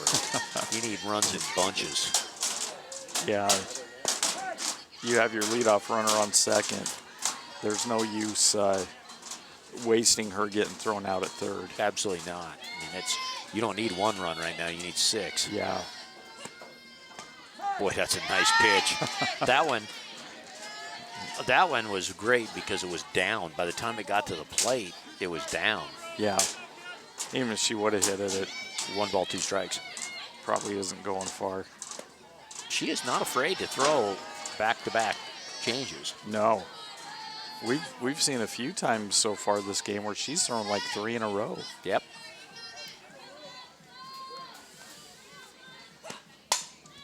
Well, I tell you what, they're still hitting the ball hard. I mean, they can't get it between the lines, but boy, the ball's being hit hard.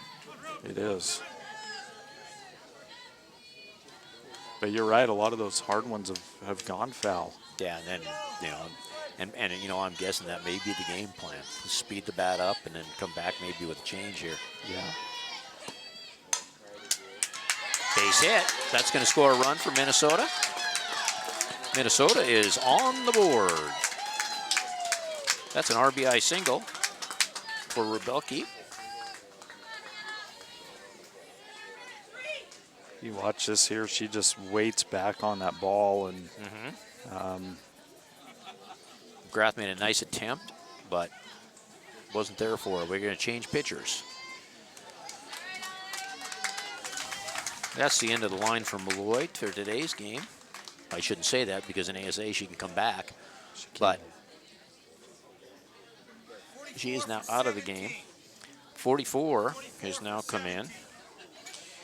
And I'm going to ask Kevin to quickly look up and see if he can figure out who 44 is.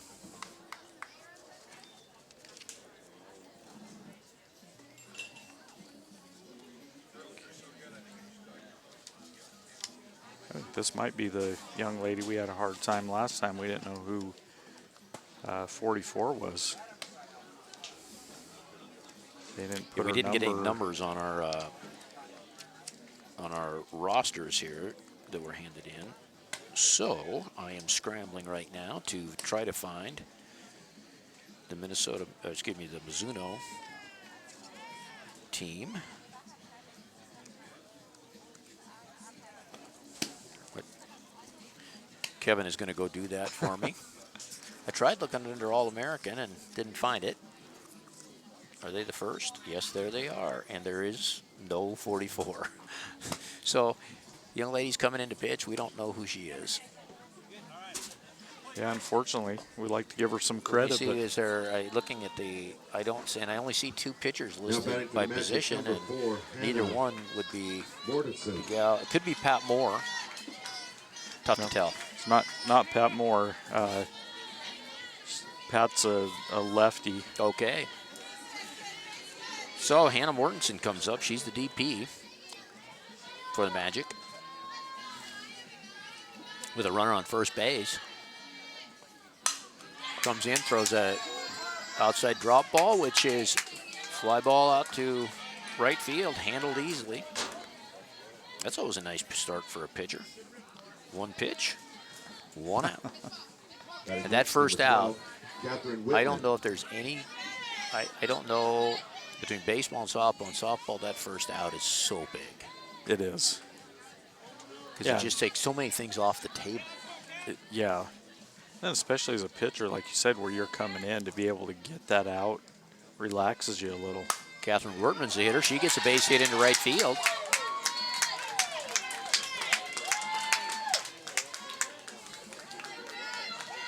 Moves the runner up to second base, so now we have runners on first and second. 1 down, and that brings up the top of the order Amanda Dickmeyer. Dickmeyer so far has flied out to center, lined out, a shot to third base, and she got on a fielder's choice on a ground ball to third. I'm guessing that they'd probably be looking at the third base, the left field side of the left side on this.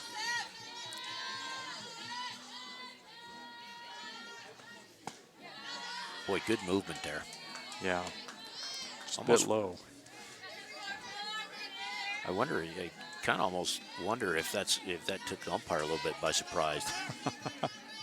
Yeah, now he's having to adjust from, a kid that throws a lot of change-ups to this young lady. Looks like she's just Throwing hard. Yeah.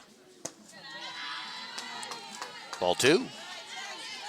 Boy, I tell you what, this is a big situation right here. If they can load the bases up and bring up Cameron Fienboss, the next hitter, got a chance to do some damage.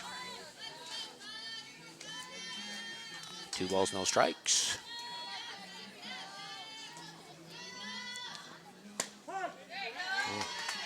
It's that outside corner. 2 balls, 1 strike.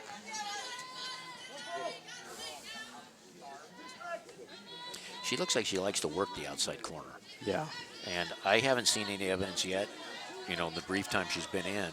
Has she shown any evidence of coming inside? No, not that I can think of right now. So I tell you what, right now I may be leaning out over the plate. I don't know what's happening here. I think the umpires lost track of the count again. They got 2 balls, 1 strike.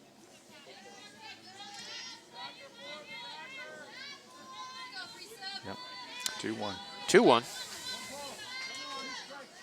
No. Now it's 1 ball, 2 strikes. No, hold it.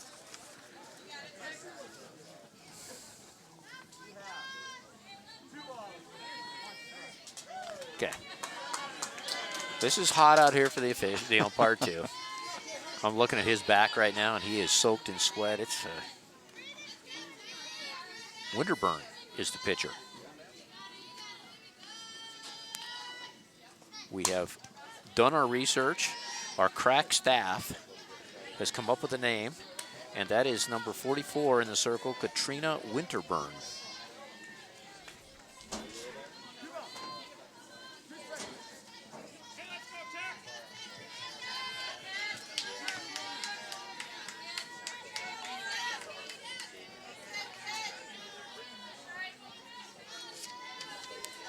Here's the pitch. Pop fly. Oh, gosh. Wow. Don't want that to happen. No. First baseman went crashing into that fence. Boy, he loved the effort, but you don't want to see him get hurt either. No. She looks like she's all right now, though. Bam! Right into the fence. Youch. And so I think what the umpire's doing right here, now that plate could have been the dirtiest plate in America, or he's taking his time, let her have a chance to recover. Yeah. You know, which is very, very nice of him. Yep. Good game management right there. Yes. 2 balls, 2 strikes to the leadoff hitter, Dickmeyer, with runners on first and second.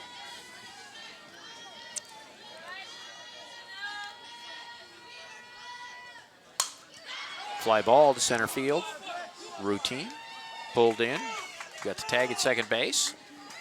I'm guessing that what they're going to do is they're going to peel second base and see if they've got a leave early situation. Maybe not. I think the coach is telling them to do that. Maybe. Yeah. You can see the coach coming out of the dugout. Batting next for the Magic, number Maybe not. 77, Maybe Cameron not. Veenbos. So that moves the runner to third base, so now we have runners on first and third. Brings up Cameron Veenbos, the second baseman.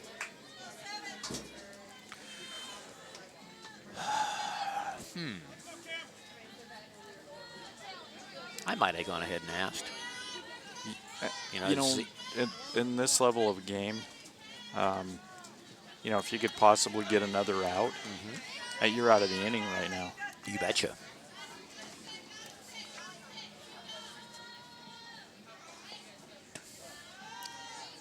That was a heads-up play by a running play. Yeah.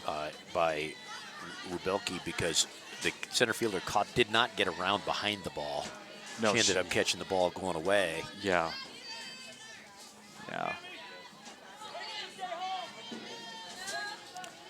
Ball 1 on the batter. Veenbos. Boy, that's a good pitch. Outside corner. Little drop ball. Well done. 1-1. As I said, Veenbos had a double in the 5th inning. Chance to pick up a run here for Minnesota.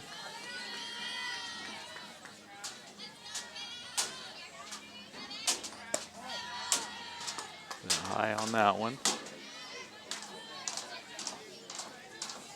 I do think it, you know, it has to be hard on a hitter to adjust to this pitching, because it just 2 very different speeds and approaches. Agreed.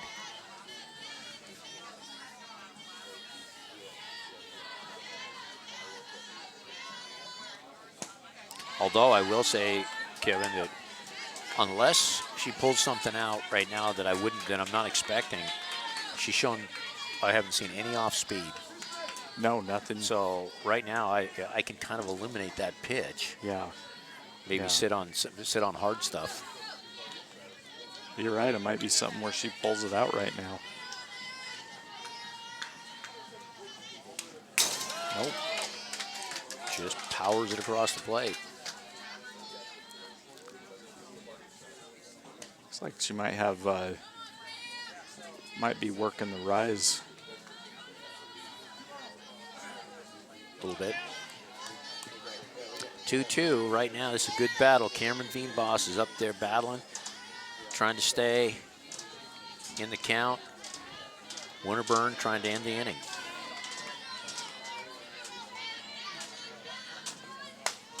Nice job. Good at-bat. Yeah. Expand that strike zone. Make sure you get, again, like we've said, don't leave it up to the umpire. Yeah. Make sure you get that ball in play or make something happen. Yeah, because you don't want to go up there and look at a called strike 3. No. It's really hard to make somebody make a play if it's strike 3. Yeah.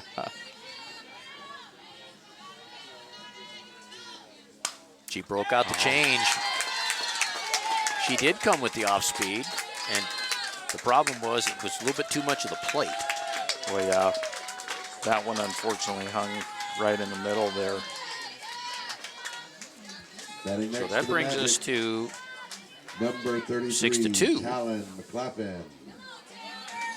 moves the runner over to second base. So we have runners on first and second. And up comes Talon McLaughlin, third baseman.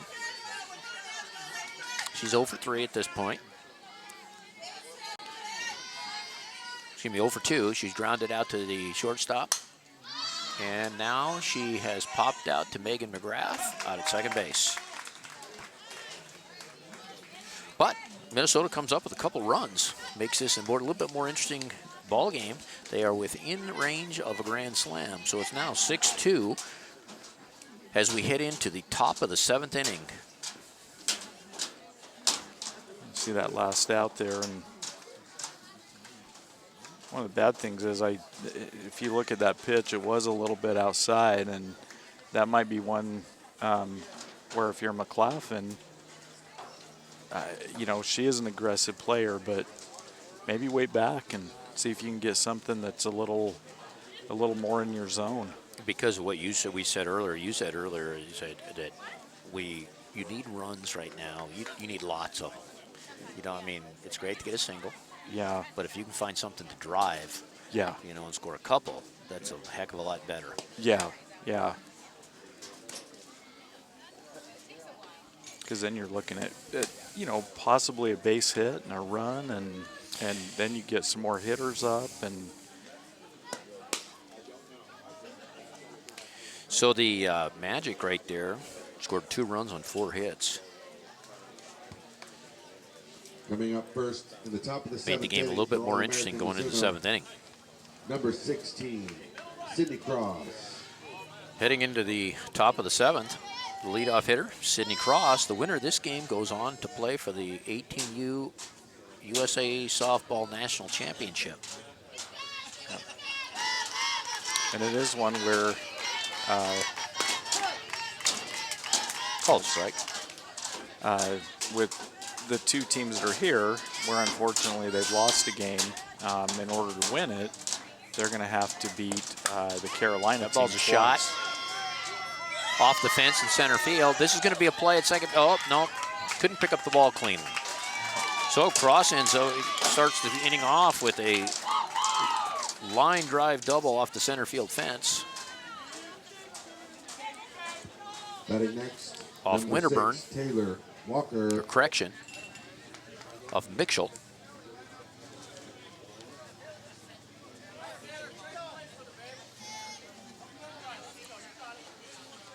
The hitter now is Taylor Walker, the first baseman. Hard hit ground ball, base hit.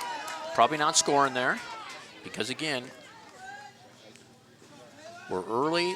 You have no outs. This is a tough deal right now because Minnesota just put themselves back into a spot where they could actually, you know, potentially be Number 14, in range. Haley Yeah. Sabero. And now back to potentially being, giving up those 2 runs would really be hard right here. It would. But you have runners on first and third with no outs. It's hard to work out of those situations when you have no outs. There you go. That's a great play at third base. She's going to get the force. That was a great play. Wow. But the run scores.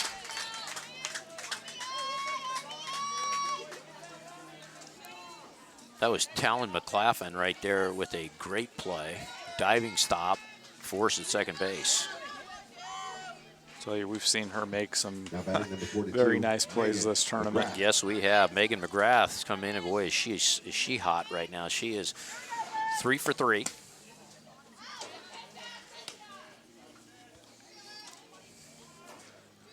Takes ball 1.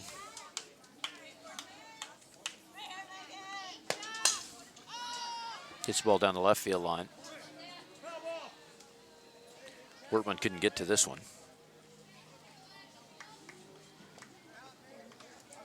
Once again with McGrath, you know, if you're an opposing coach, You don't want to see her come up with runners on base. No, absolutely not.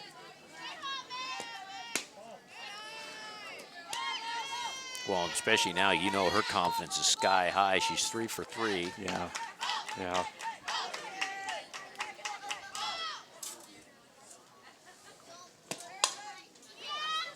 And then just hits a rope out to left field. And she flied out, but man, she did not get cheated on that at No, bat. she did not. That was a shot. I'm very impressed with her as a hitter. Very impressed with her as a player. Yeah. I mean, I know for South Salem they needed a pitcher, and she'd be the first to tell you that's not her #1 deal. Yeah. But she's willing to do it for the squad. Yep. Yep. Re-entering 20 for 22. Re-enter 20 for 22 in the 8th. Batting next, number And I'll tell you what, 20, she does a great job as a pitcher too. Gemma So Griffith. Jenna Griffith re-enters for Savannah Fragan. Now the hitter. Runner remains at first base. Got 2 hits in this inning so far.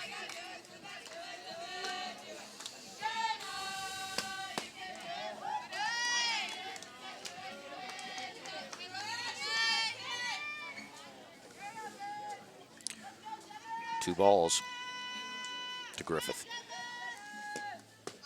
Comes with a change. yeah, Must have been down. yeah, it looked a little bit low. 3 balls, no strikes. Do you turn her loose? I might at this point. Looked like she was taken all the way, but She was. yeah, when you're up 7-2, I think, I don't know, might not hurt if she got her pitch. Why not drive one?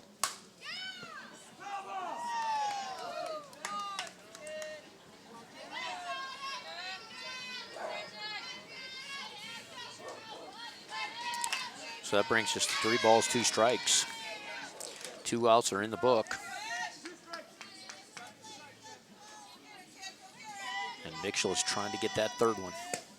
Boy, she threw the rise ball, and that was a beauty. Beautiful pitch to finish it off. So, All-American. 1 run. 2 hits. No errors. 1 runner left on base. As we head into the bottom of the 2nd inning, the score, All-American Mizuno 7, the Minnesota Magic 2. Minnesota's got a tall order right now. Yes, they do. They're down to potentially their last at-bat in this tournament. And what's always kind of a sad deal, kind of the last at-bat for a season. I mean, this will probably be, for a lot of these kids, I mean, this will be the last time that this tournament, however it ends, will be the last time they'll all be together. That's, yeah, usually with these ASA teams, and especially at the 18 and under division, you have kids that have probably already graduated from high school and they're going on to play college ball somewhere, or, some of them may not ever play again. Mm-hmm. But, yeah, so they're going to have to pick up new players, and then some kids might go to different teams, but yeah. This will be the last time that this group of girls will be together. Yeah, you're right. Minnesota Magic, number 32. But Ashley if Mitchell. that in fact turns out to be the case, they've had a great run here in Salem. Oh boy.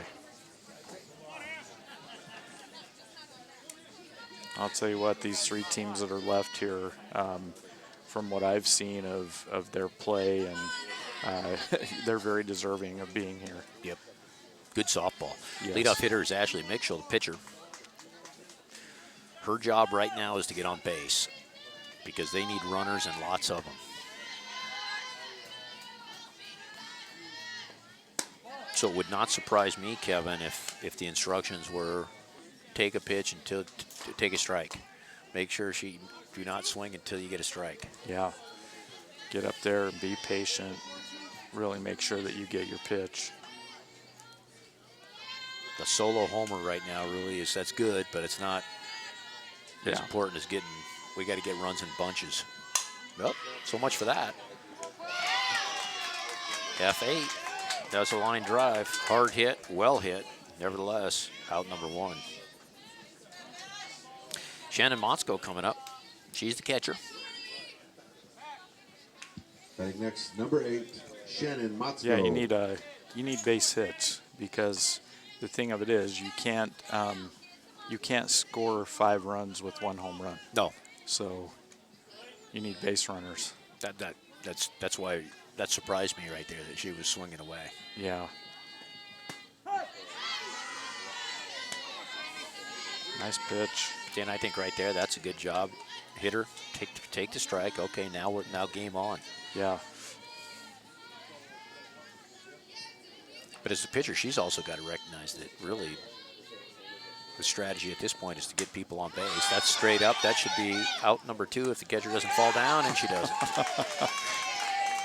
One of the things I instantly started worrying about was, where is that bat at? Yeah. You know, you don't want her to trip over that bat. Here it is again. You can see it heads back toward the screen, and then, like always, those will work their way back to the field. And always worries me when you're right, she kicked the bat. She did kick the bat. Nice call. Allie Yort's the hitter. She had double last time. Hit a shot. She was our starting pitcher.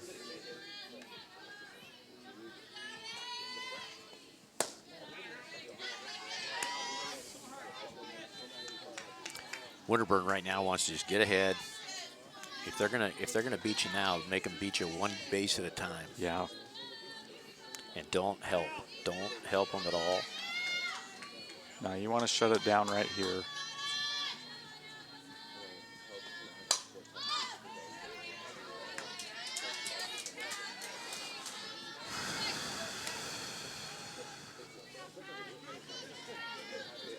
So the Mizuno All-American are 1 out away from playing for the national championship. 2 down. 1-1 on the batter.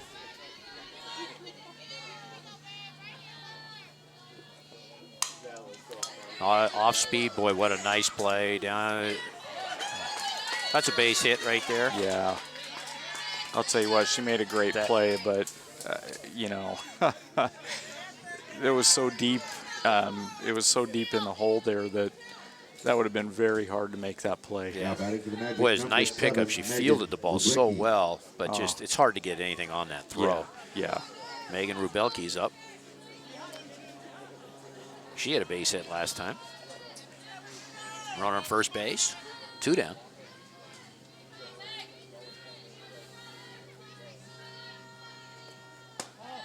But that goes to what we were talking about right there, Kevin. And, you know, so they get a base hit.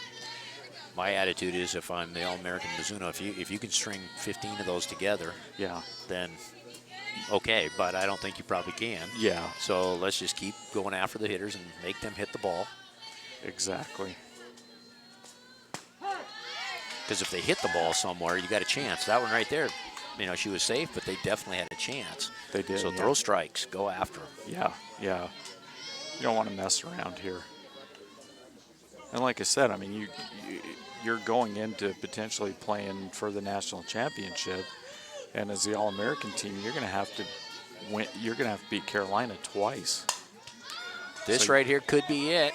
It could be it. Soft fly ball into center field, and it is run down by center fielder Jenna Sobrero for the 3rd out.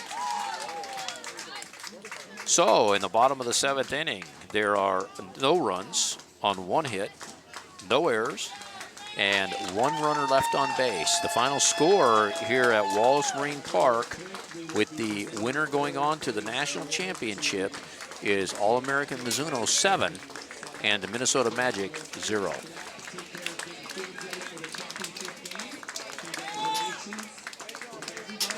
Correction. The AA Mizuno All-American Mizuno 7, Minnesota Magic 2. 2. Yeah. Thank you, Kevin. You were supposed to to Sorry. correct me on that. Sorry. Boy, what a great tournament, and some great athletes here, and it's sad that one of these has to lose, but they go home with some hardware, which is a great thing.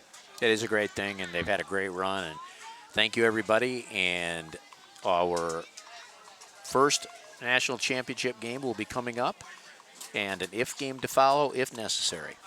Thank you.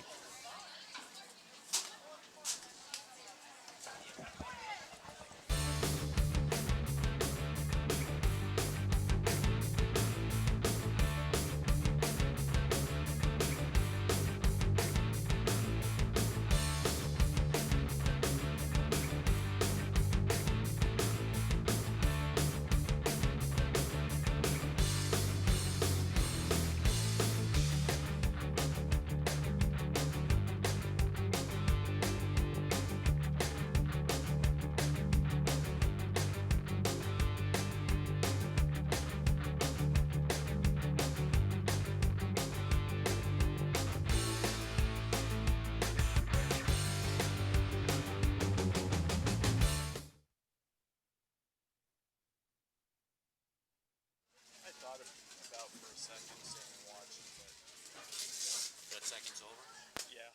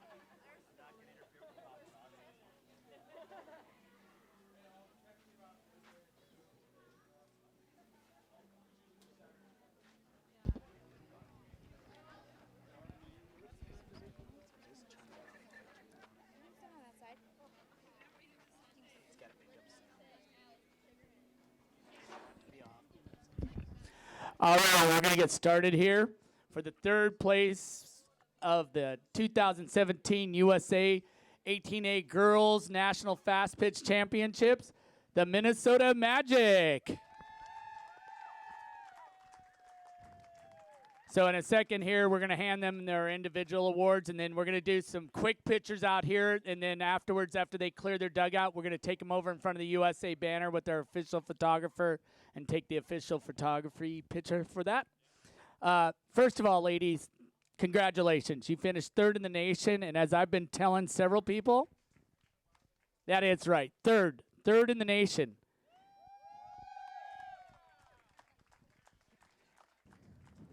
Not where you guys wanted to finish, but it's pretty high. Here's the deal. This tournament is not just the 50 teams that were here. Over 500 teams had to go through qualifications to get here.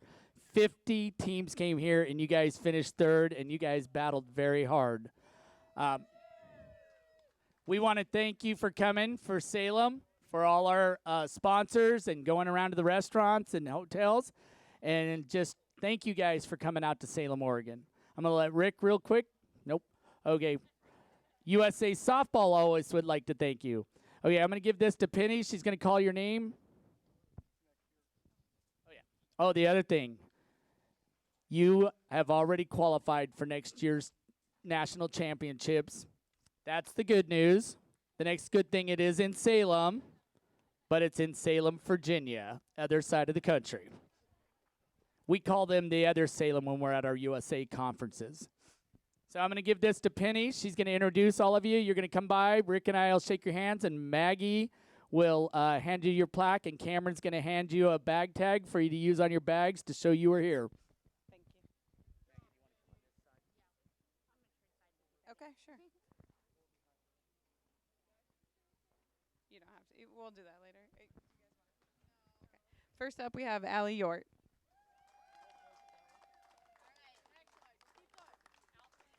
Shannon Motzko. Megan Rebelke. Amanda Dickmeyer. Cam Veenbos. Stacy Monjo. Sophie Lee. Talon McLaughlin. Ashley Mitchell. Hannah Mortensen. Alyssa Jolliffe. Catherine Wertman. And Craig Morris. Rob Yort is our manager, and I'm Penny Four. Is Rob here too? Have him come out and get his plaque. He says no. Thank you. Get your plaque. Thanks, guys. Congratulations. Congratulations. Thank you. Rob, you won't come get your plaque? Yeah, you can have all of them. All right, parents, you can take a picture real quick out here, and then we're going to take them over. Oh, hold on. Penny, I don't know if you want to take it and give it to them, or if you want them to come get it. Yes, you can. Penny has got the third place trophy for the national championships.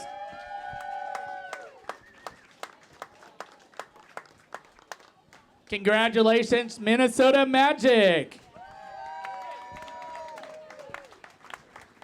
Okay, parents, if you want to take some quick photos right here, then we need to get off the field because they're going to turn the water on you. Yeah, you might want to stay. Be a little dusty with the...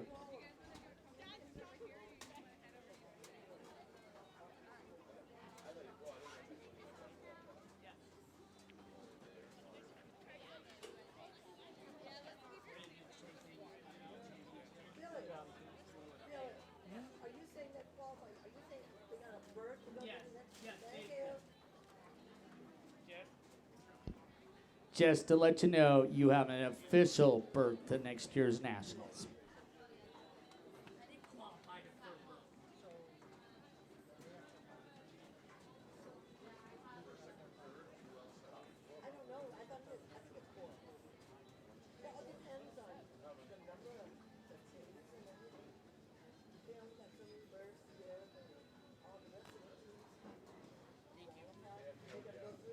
You can just leave it on that one and you can just use it straight. Okay.